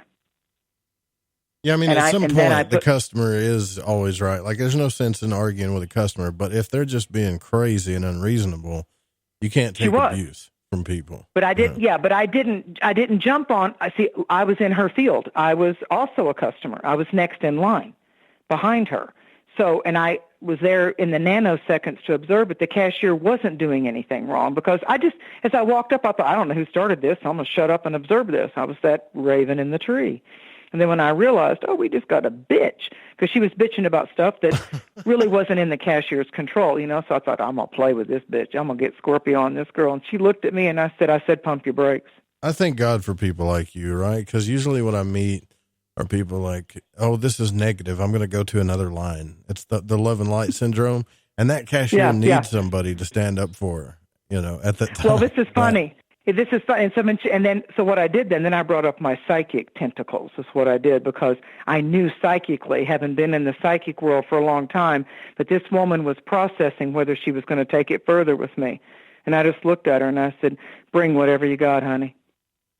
Oh, you gave her the "I'm out of here." Death stare, right? Like, go ahead. Yeah, right? and she said, I gave her the Scorpio stink eye. It's like, let me tell you what I did psychically. I brought up the Scorpio stinger up over my crown chakra is what I did, and that stinger was just flexing its little thing. It's what I did psychically, if you want to know the witchy aspect of it. So anyway, she said, "I'm out of here," just like that. And I'm like, that's a good thing.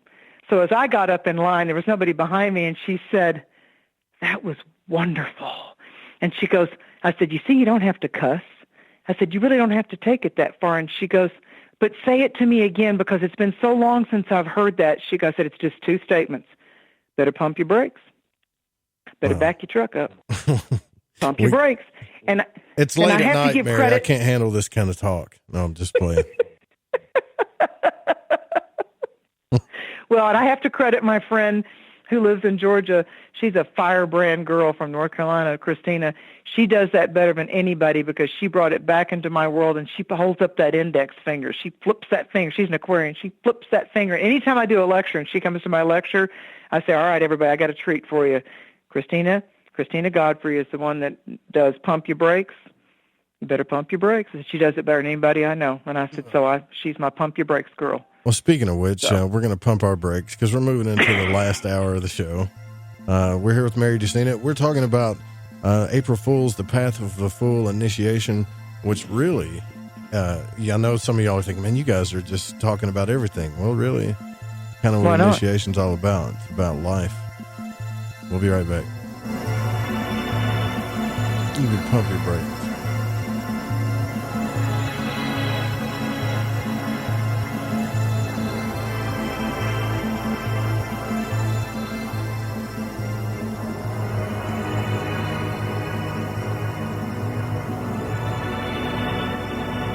This portion of the show is being brought to you by Ed's genuine, authentic, 100% imitation wigs and toupees.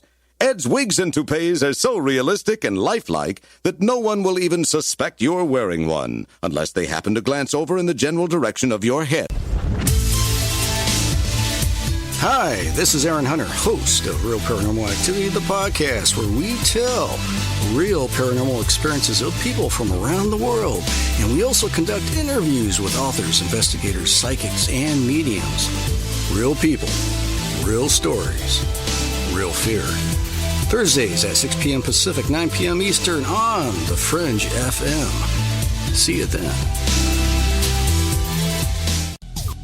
Hey, Fringe FM listeners. Did you know that when you're on the road with limited data or no Wi-Fi available, you can still listen to every minute of the Fringe FM by calling 701-719-3971. No smartphone, app, or internet needed. Saves your data plan and no extra cost if you have unlimited minutes. Call 701-719-3971. That's 701-719-3971. Listen to the Fringe FM on any phone, anytime, anywhere. Poor water quality is a major health issue, and it's only getting worse. Municipalities can't keep up, standards have dropped, and pollutants are increasing. Where does it all end? It ends by keeping the pollutants outside of your home with HydroCare's advanced systems available at Wave Home Solutions. No less than the best purification materials and processes have been developed by HydroCare to provide you with healthy, clean water for drinking, cooking, and showering. HydroCare far surpasses the competition in removing chlorine, odors, iron, lead, chemicals, limescale, and much more. Don't settle for less when it comes to your water. We'll take care of the toughest water problems for you, whether it's from a city or well source. Satisfaction guaranteed. For more information, call 888-997-WAVE. That's 888-997-WAVE. Or go to bestwater123.com. That's bestwater123.com. Wave Home Solutions for a healthy, comfortable home. Introducing Shadow Light Tarot from Waking Canvas, the Fringe FM's new contributing artist Eric Tesey. This hand-illustrated black and white self-published deck serves as a reinvention of the tarot never before witnessed. Each of the several suits of this 88-card deck lineup form an infinite panoramic scene. Even the included visual companion guidebook is entirely hand-illustrated, cover to cover, with beautiful visuals and esoteric symbols and artwork. The newly released deck comes in a custom magnetic box with its own travel pouch. The Shadow Light Tarot Premium Deck and its travel-sized mini deck Wonderlight Tarot are both available now from WakingCanvas.com. If you use the code word FRINGE, that's FRINGE at checkout, you'll receive an extra 10% off your entire order. To discover more, including a free reading and time lapses of all the illustrated artwork, make your way over to WakingCanvas.com today. That's WakingCanvas.com. You're listening to Lighting the Void Radio. So, you love talk radio? Then you'll love TalkStreamLive.com. TalkStream Live is always on, 24/7, with the best streaming talk shows. Find your favorite talkers and discover some new ones. It's free, readily available online or on mobile with any smartphone or tablet. Finding your favorite talk shows all in one place has gotten a whole lot easier. Just go to TalkStreamLive.com. Be sure to download the free apps from Google Play or the iTunes App Store.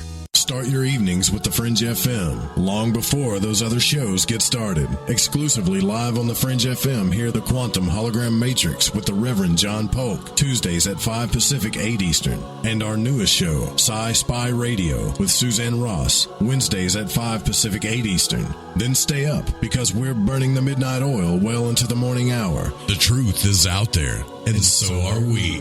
Lock it in, the Fringe FM.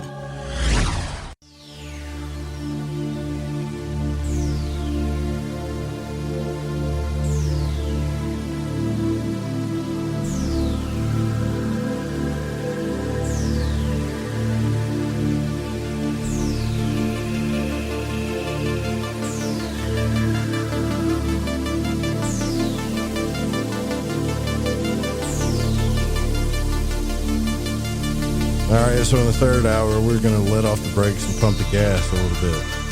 We're here with Mary Dusina, MaryDusina.com. So before you came on the show tonight, you were literally with a client. Jumped off the phone, got on the phone with me. Again, I want to thank you. I don't know why I feel like I'm putting people out when they come on the show because it's so late, but I got to get over that. I really do. You do, because it's an opportunity to empower and enlighten both your audience, your own interest, and also to showcase the different guests, with their skill sets and their intelligence. And I think my favorite thing has always been about radio, more than the television that I've done. I like radio the best because radio, your audience, your listeners, as I've always said on my own shows, you can use a fake name. Give your real month and day, or when you're wanting to get. Don't you? Can I change my name yet? Or is it? It's well, way on other past shows that. You could. No, I mean, no. I can't change my name to. No, you shouldn't. That's your authentic, airy self. No. If you want to say, "Hey, JR here," fine. But you keep who you are. That's your numerology. That's everything to do about what's meant to be. If for you this lifetime. That's like your surname and your lineage, and no, keep it. Even when I got married, I kept my maiden name.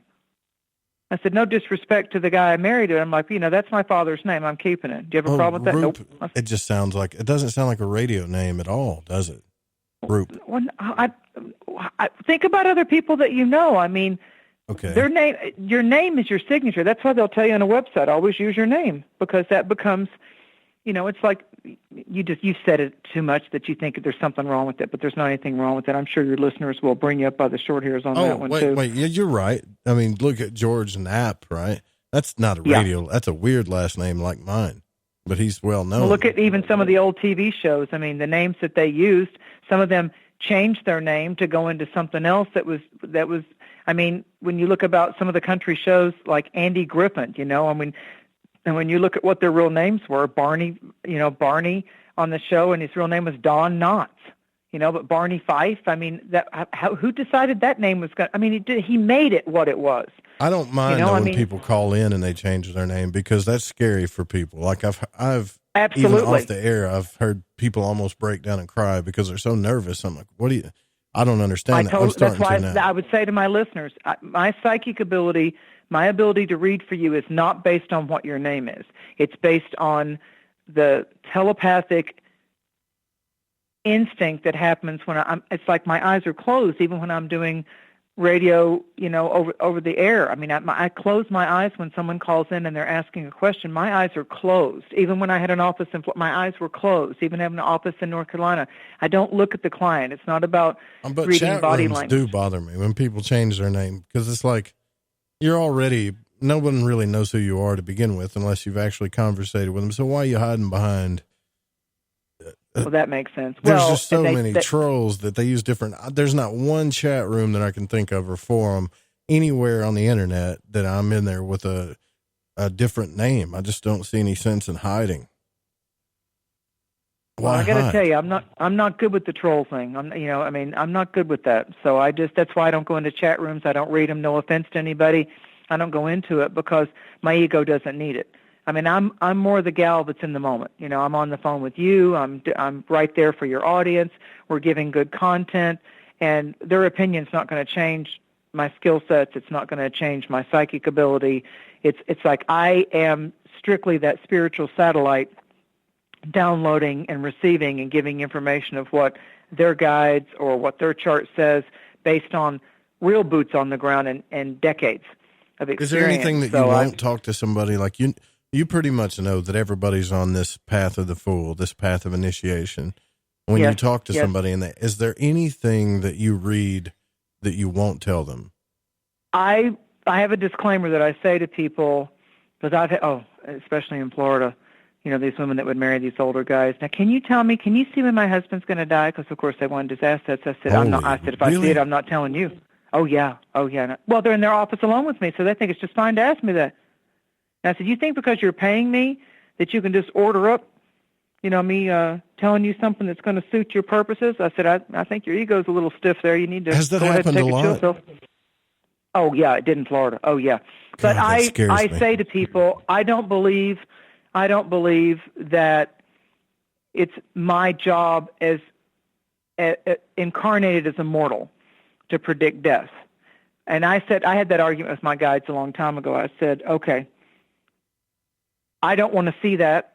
I said, now, I'm going to put a block up there. I said, however, if there's something that you need to show me that could take someone out of peril or avoid an accident or an injury, I'm good with that. If they want to listen, they listen.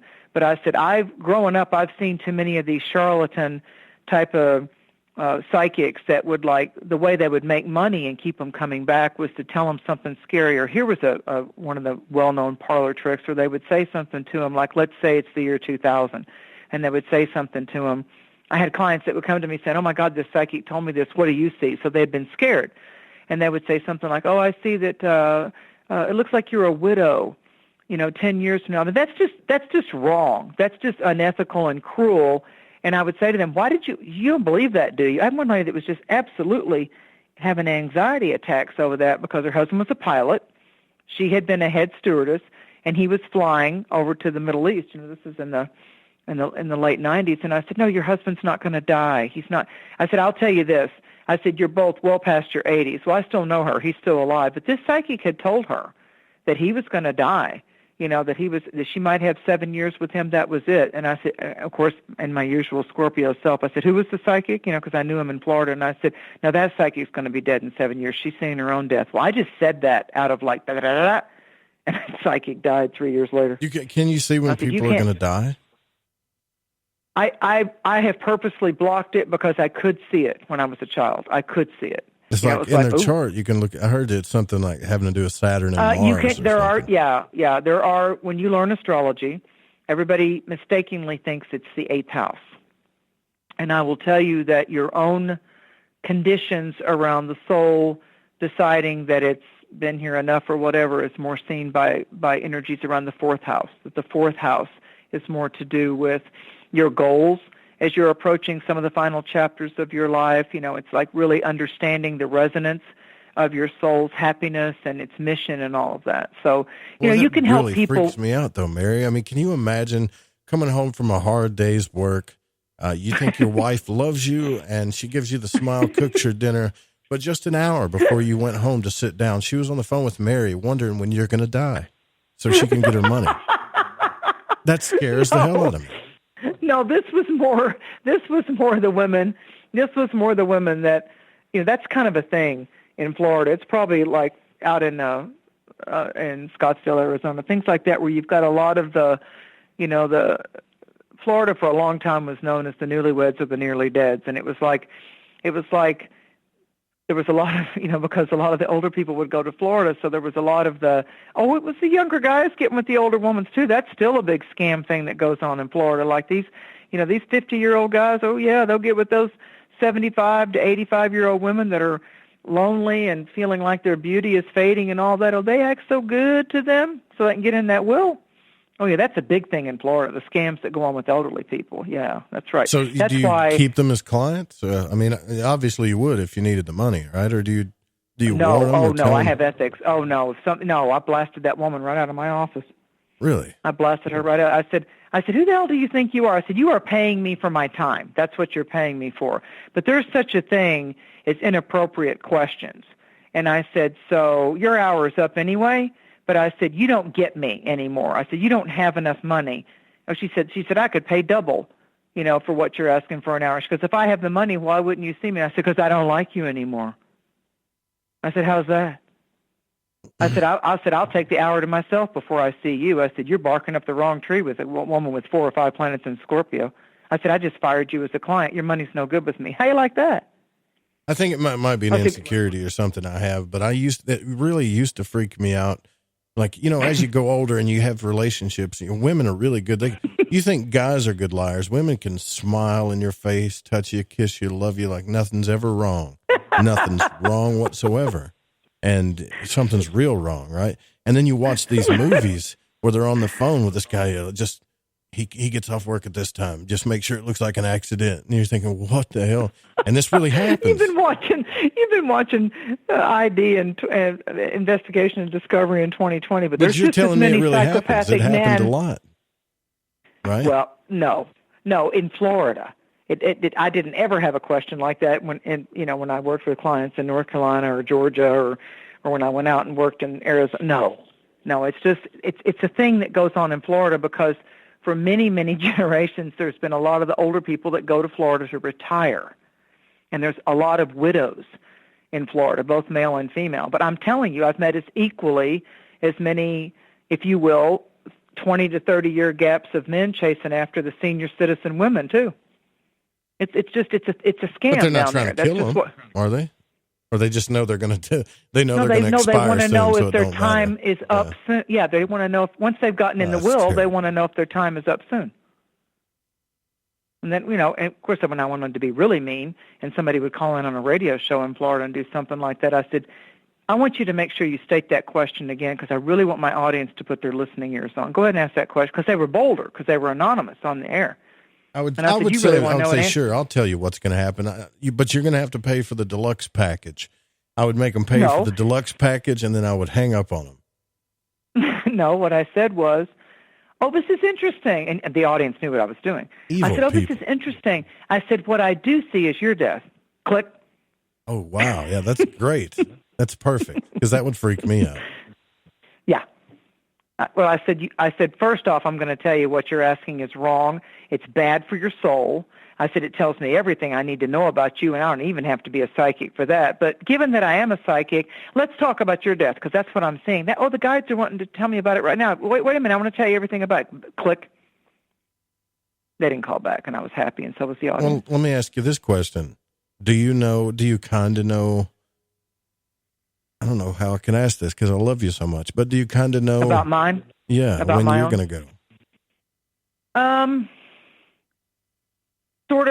Sort of, not sort of, because I've already gone to the edge of death twice, so I guess it's not as big as a burning question for me, because I already beat cancer when I was 21, and then I went off a horse and could have died on the horse in 2012, and got 9 metal pins. So I think when you in my arm and had to work to get my arm back, and I did. So I think when you've kind of shamanistically, in a way, when you've gone to your death and come back, it's just like, which is kind of a Scorpio thing. Scorpios, they can think about death a lot, but they don't fear it. They really don't. If anything, I was just like, even the surgeon was like, I can't believe you survived that catapult off that horse. And I'm like, I know, right? When I had Greg Doyle on the program, he's a guy that does, he's a really good astral travel coach. And he told me that he saw his death 4 times. He knows what the room looks like and everything. So he says, now, every time I get around a scenario that looks like that scenario whatsoever, I just leave. And I don't think you can, but you can't stop it, right? If it's going to happen, it's going to happen. So here's the thing. Is that true? And when it's your time to go, it's your time to go. Do you think that's true? I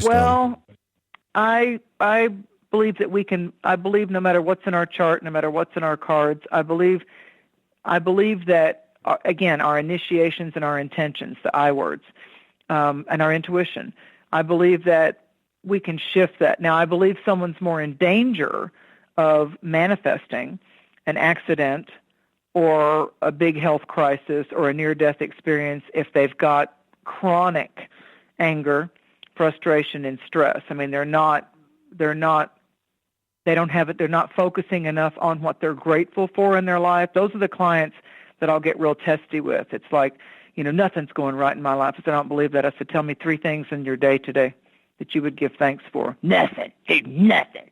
And that's the way they'll get. And I'm like, well, are you breathing? Yeah. I don't even know if I want to be on the planet anymore. Did you eat today? Yeah, so what? You get some people that really, and I said, what I'll say to them, so it sounds to me like you're caught in a victim spider web is what you're doing. I said, let me tell you something. If you don't change that, if you can't find anything that was nice in your day today, like there's a free sunset or moonrise or, there's nothing that you can, nothing at all, nothing. There's nothing. I said, okay, well then don't be surprised if you don't have an accident or you don't end up in a wheelchair for a while or you're going to have to go to physical rehab for 9 months to get your legs back or your knees back or your arms back or whatever, because when you're not finding something to be grateful for in your life, we're all going to go through hard times. We're all going to go through low tide and high tide. But when you get caught in the muck and mire of negativity or fear is, you can't seem to keep your head above fear or anger or resentment or jealousy, then life and karma are going to show you why it's good to be appreciative of the smaller things in life. It's funny you say that. The more I hear you talking about that, I remember what it was like. And I know, if most of you have never had a panic attack, imagine that you feel like you're going to die, right? Oh, and, sure. Yep. Nothing's really wrong with you, but it's so bad that your blood is rushing to all the main organs in your body, and you start hyperventilating, and then you just keep having these panic attacks over and over again. Spawn from depression. It's because I think when people get to a certain point, like you're talking about, they kind of give up or they question, like, this isn't what I want to do. I'm just so not happy. Then you get the depression. And if you don't get out of that, then comes the anxiety. And then you go to this manic death experience, right? Like okay, but it becomes manic. But it's like the Fool. It's like the Fool card again. You're going to the edge of the cliff in a different manner. Yeah, that happens to a lot of people, actually. But now they and medicate you so much for that. Now they keep you in that prison. The doctors don't want to. They don't want to deal with you. They don't want to deal with you, so they give you a pill. They don't want to deal with you. You know, it's like let's go. It's like there was an old song by Pink Floyd called "Comfortably Numb." You know, and it's like okay, we don't want to have you calling the doctor's office all the time, even if you have insurance. So look, give her this. Go give her this, and it's like a chemical lobotomy. You know, it's like we're going to make you not care about anything now. A lot of people that have gotten addicted to Xanax, or they think they can't sleep without it, or they take Adderall, or they do this or that, pop this or that. I mean, prescription opioids and all that. I mean, it's a ghost in the machine of a whole different sort, because here's what they don't do the research on. Like you were talking about people that just jump around and they don't do the research, whether it's herbs or prescriptions. Those kind of like a lot of the antidepressants, and this is a medical fact, go look it up yourself. Don't troll me, because it won't be good for you, because I have looked it up. What it does after a while is it lays down brand new neural pathways. So then if you suddenly get off of this or that in those kind of categories, then it freaks people out. It can freak people out. I'm not saying everybody has the same experience, because you've rewired your brain. You know, so you do need a specialist that does know about byproduct effects of medications, because you have now changed the neural pathways that you originally had. And for people that are missing dopamine, or they need more GABA or serotonin or whatever, then, you know, the original thing with antidepressants is that you were supposed to take the antidepressant and go see a therapist once a week, or once every 2 weeks. The medication after you got better. Exactly. But here's what happened. You know, and that whole cycle went around. I heard about that went around in the 60s. There was that movie Valley of the Dolls, you know, and it was all about pill popping. So that cycle comes back around. Talk about a circle, you know, like the fool being a zero. Cycles repeat, just like the astrological chart is a circle. The medicine wheel is a circle. You know, the full moon looks like a circle. The sun looks like a circle. I mean, these circles of life are cycles, and it's cyclic that it starts to repeat. So the more that we could stop running away from learning about our ego self, learning about our scary clown stuff, you know, what scares me, and start asking questions when you get afraid of something. Why am I afraid of that? Why does that throw me into a panic? It could possibly be that some people don't like tight things around their neck because they have some kind of suppressed memory that someone choked them in this life in childhood, or they drowned, or they were buried alive in another lifetime. I mean, to me, that's just logical. That's not woo-woo. You know, so, you know, just start looking at, that doesn't freak out other people. How come that freaks me out? And then go into a meditation or learn to do. Yeah, no, I went to the doctor and told him I was having, because I'm so behind on everything. I told you this before the show, like promos and the newsletter, and trying to find a producer to help with the show, and yada, yada, yada, yada. I was at the doctor. I was like, look, I got insomnia, man. I can't sleep. And he gave me this, was it temazepam, I think it's called? Mm-hmm. And a refill. It's a form of Valium, isn't it? I don't know what it is, but I know I think it's in the Valium family. The one night I took it, all I remember is taking it, and that was it. You know, I just woke up the next day. I didn't remember any dreams or anything like that, and I was like, whoa, you know, got some pretty good sleep, but I could see how people get addicted to it because it just takes you out. It's kind of like when you're sick. Absolutely. When you're really sick, the only time you feel good is when you're not conscious, is when you're asleep. And so that's all you want to do is sleep. So it is. Well, but so you would, okay, so here's a suggestion. So you might say to yourself, it throws me into a kind of like a chronic funk if I allow myself to get too far behind. Then there was this one Hindu dentist I had in Florida. I just loved her because she spoke kind of like with some of the culture of her. Both she and her husband were dentists. He was in Atlanta, she was in Florida, and she knew what I did. So so I was in for my every 4 months teeth cleaning. Right. And she said, you know, Maddie, I've lost my sleep. And I said, what? And she goes, I've lost my sleep. I said, is that the same as you can't sleep right now? She goes, I know I've lost it. How do I get it back? It was just so cute how she said it. And I said, okay, so what changed in your life? And she goes, well, I think I said, where's the storm in your life? Tell me about the storm. There's a storm. And she goes, well, I'm a little upset. In my Hindu culture, we're supposed to respect our elders, and my husband is being a little testy with his mother. And I said, and that's a storm. It disturbs you emotionally. She goes, well, yes, he should not be testy with his mother. And I said, so that's a storm in your life. And I said, is that what you're thinking about when you find out you try to go to sleep and you can't go to sleep, and that's what's in your mind? She goes, that's it. I said, well, that's where you lost your... You know, but I guess that's big to her, right?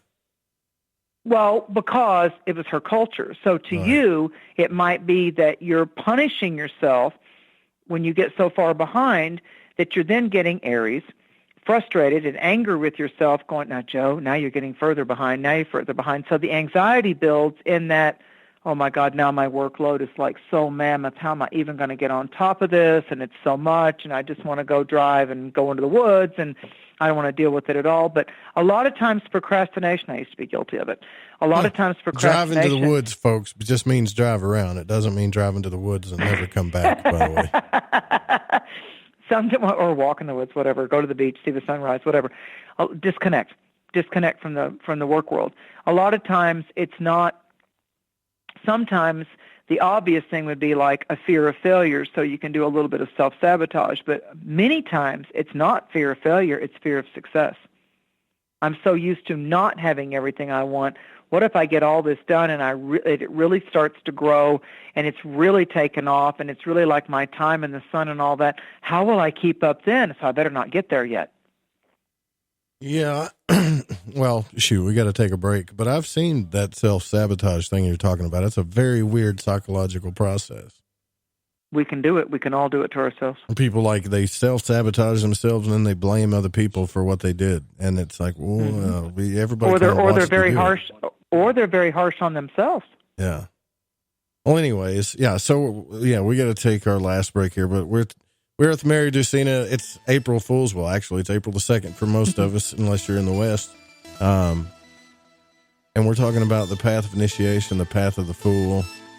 All of us that are going through this, whether it's the paranormal, ufology, mystery schools, whatever. We still got to deal with the mundane life. Trusting and having faith in the unknown. That's right. We'll be right back.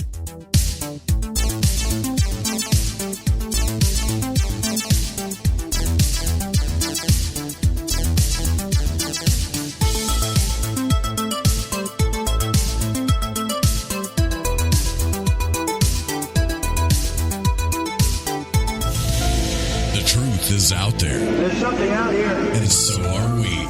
KTOK Digital Broadcasting, The Fringe FM.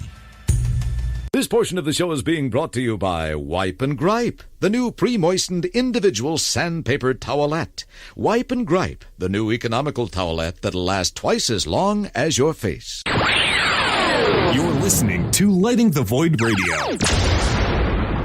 Who were the real ancient Egyptians? What is it about ancient Egypt that captivates us all? The critically acclaimed series Magical Egypt is back with all new episodes. Let Chance Gardner and company take you on another adventure through Magical Egypt in the new series Magical Egypt 2. Magical Egypt 2 attempts a forensic reconstruction of the science of the ancients through a study of ancient aesthetics. Also, the best researchers and authors in the field like John Anthony West, Graham Hancock, Laird Scranton, Robert Duval, Lon Duquette, Aaron Cheek, and more join together to explore the topics of the esoteric and the hidden messages of the ancient Egyptians. Just go to magicalegypt.com right now and put in the code word FRINGE and get 10% off any download or order, including the groundbreaking original Magical Egypt series, as well as the new episodes in Magical Egypt 2. Also, check out the great work and the companion series at magicalegypt.com. Click the banner on the Fringe FM or go to magicalegypt.com and use the code word FRINGE and get 10% off your order today while it lasts. So, you love talk radio? Then you'll love TalkStreamLive.com. TalkStream Live is always on, 24/7 with the best streaming talk shows. Find your favorite talkers and discover some new ones. It's free, readily available online or on mobile with any smartphone or tablet. Finding your favorite talk shows all in one place has gotten a whole lot easier. Just go to TalkStreamLive.com. Be sure to download the free apps from Google Play or the iTunes App Store. Hello, this is Vance Nesbitt. Take the time to expand your mind by listening to Lighting the Void with Joe Roop right here on the Fringe FM. Hey, is that a new music app? Yeah, check it out. Surfer Music Discovery. It links to thousands of online stations, but the twist is you see the song names and artists that are now playing live. That's different. No guessing. Looks like a waterfall of music. So many formats. Rock, oldies, country, R&B, jazz, and a whole lot more. How's that spelled? Surfer. S-U-R-F-R. Is it expensive? It's free. No need to sign up or sign in. Get the Surfer Music app free from Google Play or the App Store.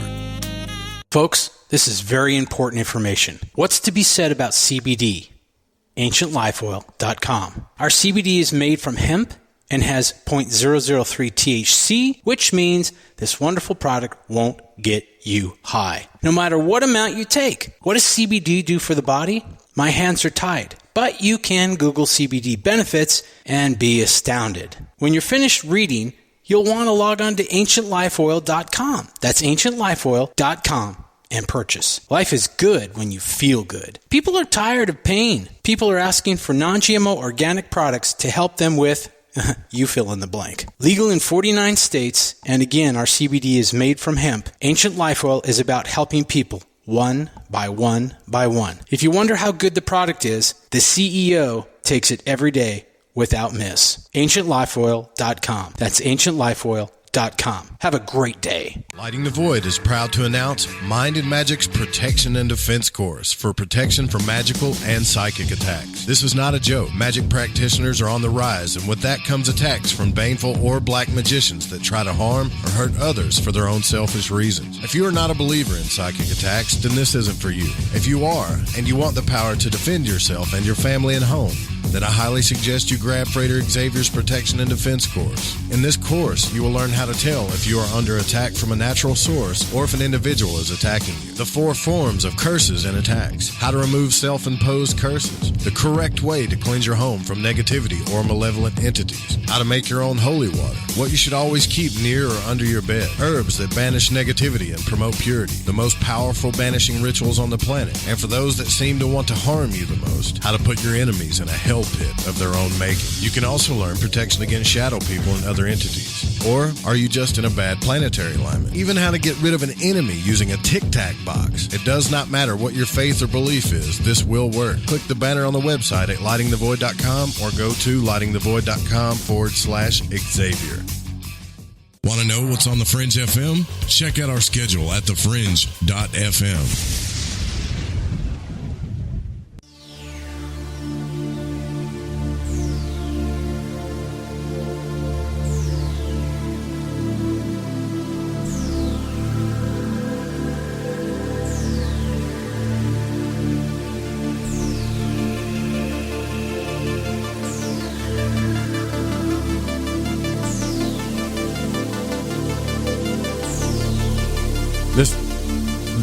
This is kind of an unordinary night, though, because it's April Fool's, April birthday night. Nobody's calling in for Mary's advice tonight, which I'm kind of, it was kind of a late announcement anyways, but I'm kind of... Well, think about this, Joe. When it comes to the Fool card and the Tarot, one of the original things, according to Stuart Kaplan that we were talking about in the second hour, is he also called it the Jester. Yeah. And the Jester, back in the kings and queens courts, was the one that, better be funny, had to come out and be the entertainer, had to make the king and the queen laugh, and that whole comedy club type of thing. These are also forms of the Fool or the Jester, or the one that's let me entertain you. Well, let me too, act foolish. I was just telling Mary during the break, sometimes I say things that are very direct, and I'm not trying to offend people in any way, but I don't say them properly, or I don't articulate what I really mean. So all of these people, like in the chat rooms that use different names, that's cool if you're being so we got people in our chat room named like Doskalos and Angel and, just really cool names. That stuff is cool. It's the forums and the troll chat room stuff is where they get to hiding. And I think some people don't trust the internet. Like they don't want to use their real names. So, on that kind of thing, I get it, but it's more about, most of the time when I see trolls do what they do and they really get under my skin sometimes, is they'll pitch a fight and stand up for what they believe in a very hidden fashion, where I'm like, that's called a coward. Why don't you just come out and say what you really mean? Right. Like I know most of everybody anyway, so don't get upset. Like, I don't hate people that use fake names in chat rooms. God, that means that I would hate everybody on the internet pretty much, but it's more of the troll stuff.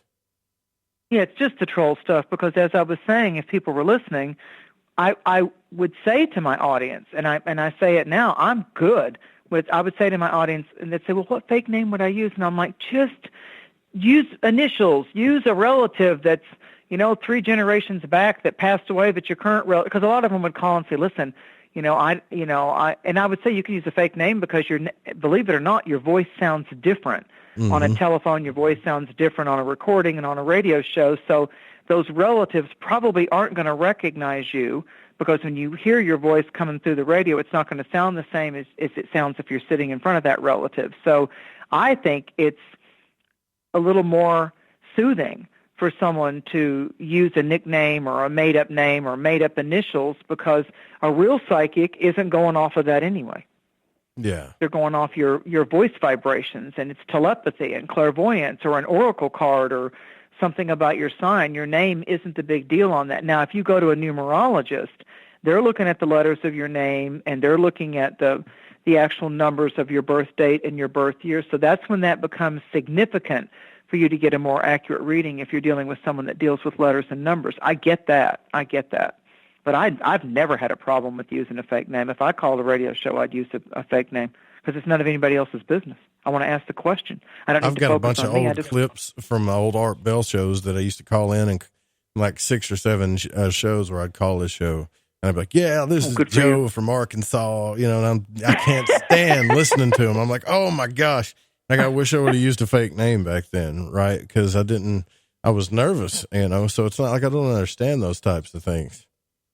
Wait, you listen, I've been on, when you're on the phone, it is a little bit nervous, just when you're calling a regular radio host just to talk about a subject that you both agree on, much less a psychic or an astrologer or someone that you may feel knows the topic really well. And what I found over the years is most people would say to me, I'm afraid to call in and sound stupid.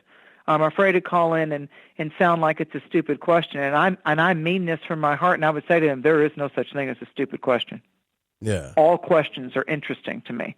There's no such thing as a stupid question. Never be afraid of that. If it's in your soul come and on your mind. Have you listened to some of these shows late night? Like, okay, I'm not going to say any host name or anything, and I know this isn't the best show in the world, right? But we've got a particular type of audience, and I love them.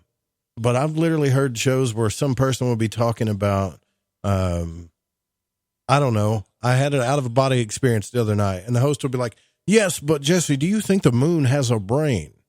That's a stupid question, right? It doesn't even have anything to do. It almost sounds pre-recorded. It doesn't, wow. It's not even related to the conversation. The host does that back to the caller? Oh, God. I can send you some audio clips. Right? I really think awful. Some of these hosts are pre-recording their questions, and they're not even there listening to the guest talk. Oh, I got what you're saying. Oh, I see. They're just doing filler. Okay, that's wrong. Listen, the audience needs to know that it's a big deal if you're doing a show on your time zone from 11 to 2 in the morning. I'm on the air in my time zone. We're both, doing this as an earnest appreciation of an audience and listeners, besides getting our content out. It's a win-win, rocking chair, but we're willing to be up with them live. And I know there's archives. For me, it's midnight to 3 in the morning, so that's a dedication. You've got to love talk radio. You've got to love different listeners' opinions and their anxieties. And it's a great venue to express something that's got you tied up in knots or it's got you locked down. So if that silent question in the night, that's what I loved about when I did my show in Florida. It was 8 to 10 on the weekends, but I loved that there was this, they could call in and be anonymous, and whatever was troubling them that they might have never wanted to bring up to their spouse or their best friend or their parents or certainly not their kids. And there was that voice in the night that they knew was going to try to steer them and navigate them and direct them into their own wisdom that you all have deep inside of yourself, by maybe just giving you a different way, because if it's your problem, you're very close to the subject. It's what we call subjective. And so you're so close to the issue and you're so close to the frustration or the fear or the anxiety of it that other voice in the night. And Joe, I've heard you do that a lot for your callers. You're very soothing to your callers. You're very engaging and you're very soothing to them. And you have, to me, you have the kind of voice late in the night. Even on the West Coast, it's 9 to midnight when this show airs, so live.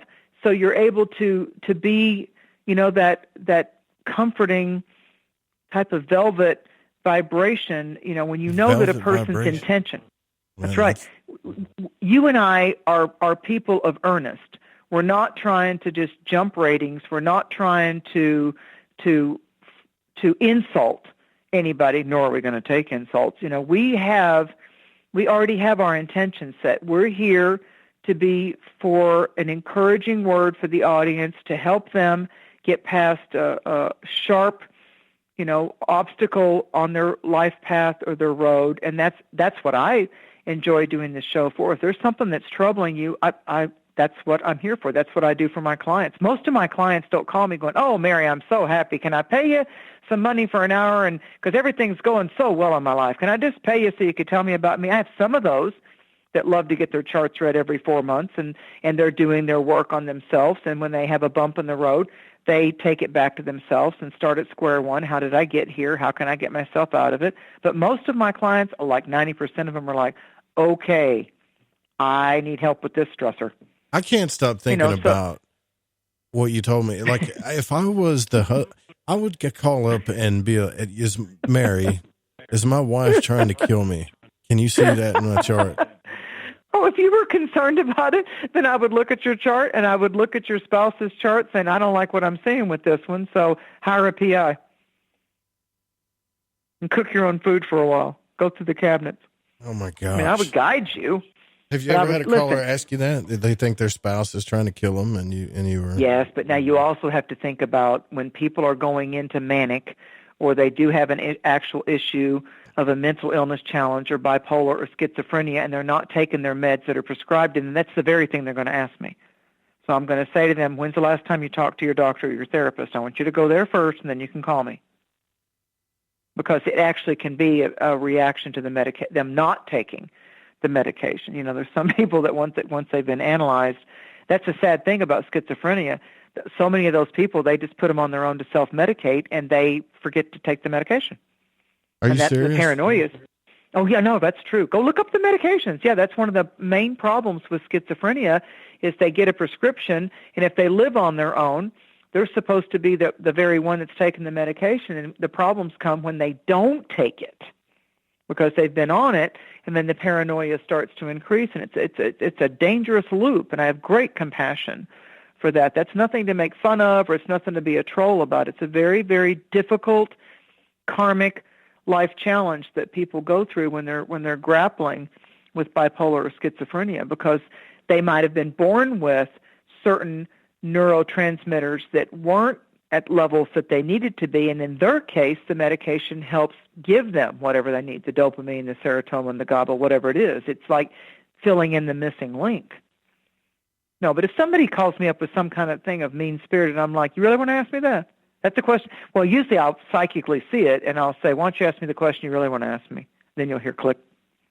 Okay. Because they know I saw what they really. Well, I want to test this out. If there's somebody out there that thinks somebody's out to kill them, I want you to call the show, all right? And I want to see how Mary handles you. It's 1-800-588. You're just inviting them to play. Yeah, 0335. Look, we already got a caller from San Luis Obispo. Yeah, go ahead. Yes. Have you aggravated her too much today? Have you poked the tiger in the cage too much? I don't think so. She's trying to poison me. Well, I don't think so. That's my sorry attempt at an April Fool's joke. But that would offend me, all right? Like people be saying, "Look, Mary, I think someone's trying to kill me," and then you tell them, "Are you taking any medications?"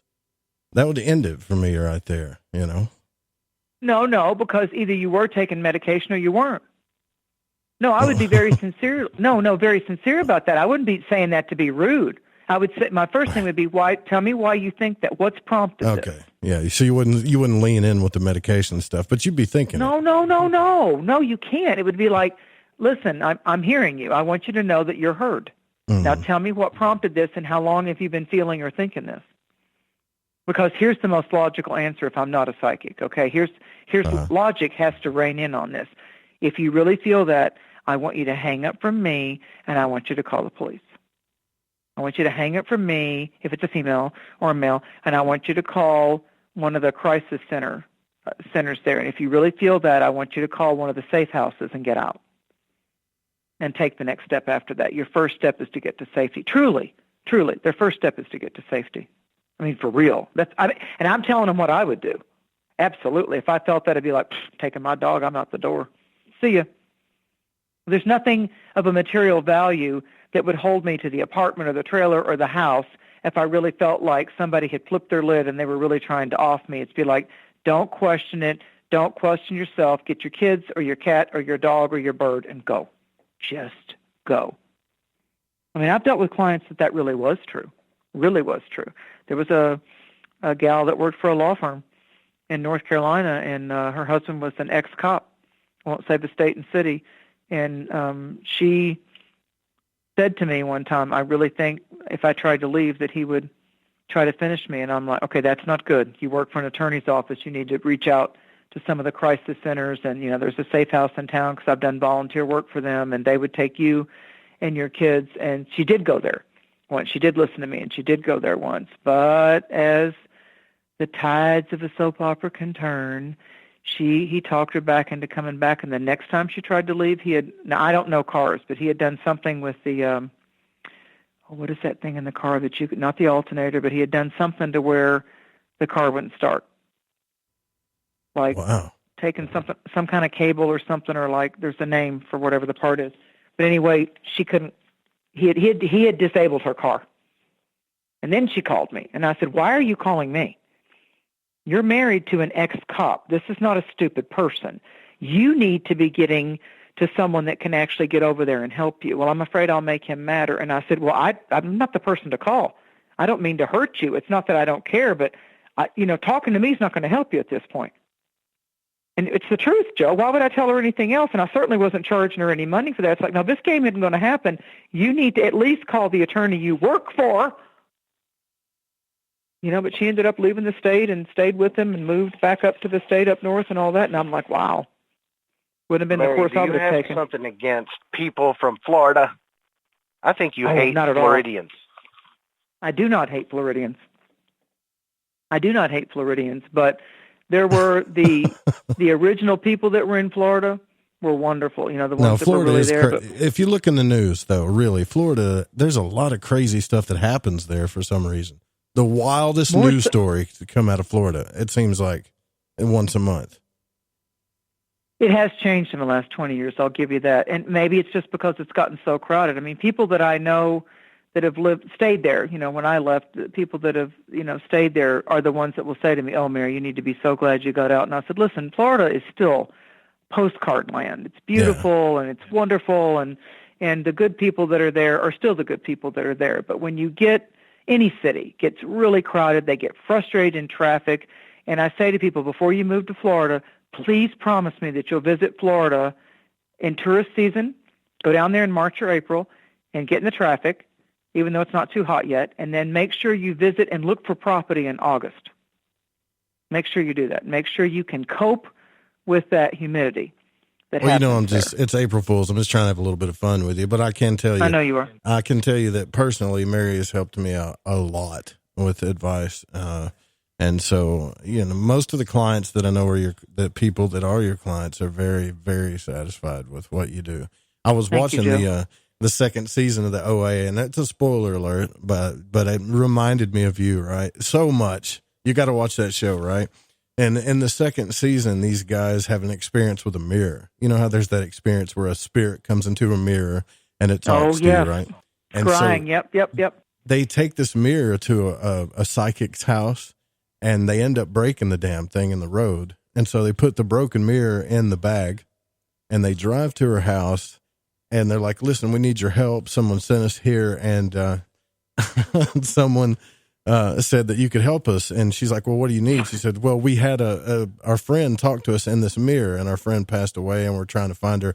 And they open the bag, and she sees the broken mirror, right? And she just flips her lid. She's like, what the hell are you doing with that broken mirror in my house? That spirit's looking for somewhere to live now. Don't bring spirits in my house. And she's yelling at these kids, like making them cover up all the mirrors and stuff. And she's trying to kick them out of the house. Good for her. Yeah, she goes, you guys got to get out of here. Leave my house right now. You've brought a spirit that doesn't have a place to stay in my house. And they end up talking her into it. She's like, all right, look, if I'm going to do this, then I'm charging you the double package. And they were like, yeah.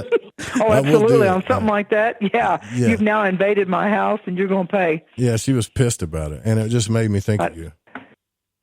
Oh, yeah. Well, it's just, it's like it's like the commercials. It's not wise to aggravate Mother Nature. It's never wise to aggravate somebody that's, a seasoned psychic, a Scorpio, an Aries. It's just not wise to do it because you want there to be good Aries and good Scorpio in the world. You want us to be nice people. That's what you want because we come into this incarnation as viable warriors. So you want us to be the good guys. And that's something I'm learning through my experience, like my path of the fool, that everybody has their own characteristics, and I can't be mad at for like the love and light people that don't want to stand up for somebody else because they don't want the negative vibes. I used to, because to me it's like, oh, you're just being cowardly. You only care about yourself, but really they can't handle that kind of stuff. So they may go to another. People that can't. Yeah, they may go to another aisle. Where me, I will speak out quick, and I've even had radio hosts that were on this network tell me that I reminded them of that Gordon Ramsay guy from the Food Channel or whatever. And I'm like, no, I just have a certain standard Kitchen? I want here. That's all, Is that the guy from Hell's Kitchen? Yeah, the F. I think he's a Scorpio. And he's got Aries in his chart. He's just, living large, being who he is. But you can like him or not like him, but he shows up authentic. You can like or not like Judge Judy. You can like or not like a Dr. Phil. But like Dr. Phil said, he said, somebody can call me an asshole. And he said, my family can call me an asshole. And he said, but they're going to be calling me that in the distance because I'm not going to be around them. Yeah. A lot of times when you're strong with your authentic self and your light, and I think I've even seen this meme on social media, a lot of times when your light is strong and you celebrate your light being strong, then it irritates the demons of other people. Calls them out, and they're going to want to talk you down, or they're going to want to avoid you when they realize they can't poke the tiger in the cage, because it goes back to Glinda the Good Witch, when she said, "Be gone, for you have no power here." When you've seen through somebody's game, when you've seen through that somebody really doesn't want to learn, or somebody really doesn't want to be your friend, or somebody's just coveting what you've got, or they're mean-spirited and they just want to kind of throw a monkey wrench into what you've got. They know when you look at them, when you look at another soul and you look at them like, jigs up, I don't even have to say it, look at my eyes. I just figured out what you're up to and why you're doing it. They got to get away from you. But that's the one that's going to talk behind your back, or is going to compete with you, or tell you that you're a snob. And in psychology, that's called projection 101. They're projecting out onto you the very thing that they're doing. Well, we gotta roll out of here, Mary. That's how fast it is when you and I are on the air. Everybody loves it when you come on. By the way, we're still doing our new moon show later this week. Thursday night, I think. Well, we might actually do it Friday night. I'll make a quick decision on that before the night's over. So far, both of those are open right now, whether it's going to be, we had set it for Thursday, but if you need to do it for Friday, then, you are the Aries. So just let me know. Will it be better in your mind to do it as the moon turns Thursday night, or the new moon night of Friday night? Because it'll be in the new moon. Actually, we got to get out of here. We got to roll. We'll figure it out. Yeah, you and I'll figure it out. It'll be one or the other. It'll be the 4th or the 5th. Well, thanks for coming on. 4, 5. I really appreciate it. Thank you. Happy birthday. Happy birthday to you. Thank you. Welcome to your new year. and you guys go check out the website, marydusina.com, MaryDusina, marydusina.com. This show was produced by the Fringe FM and cannot be syndicated Without Written Permission, the music was by Chronox, Bundy, Kevin MacLeod, and Space Station, and some music from the public domain. We'll see you guys tomorrow night. Good night.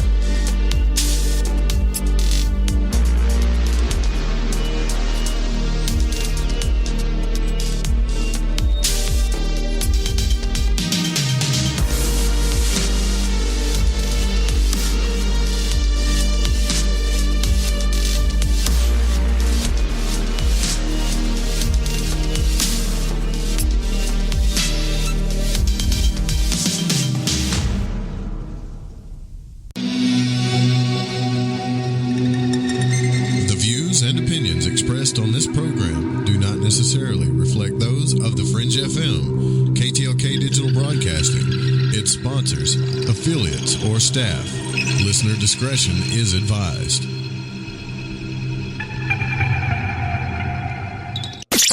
We told you weeknights on the Fringe FM are now even better, and we mean it. Do it live! Where else can you hear the best shows and the best talent? Kick off your evening with our newest host, Alex Exum, live at 7 p.m. Pacific, 10 Eastern.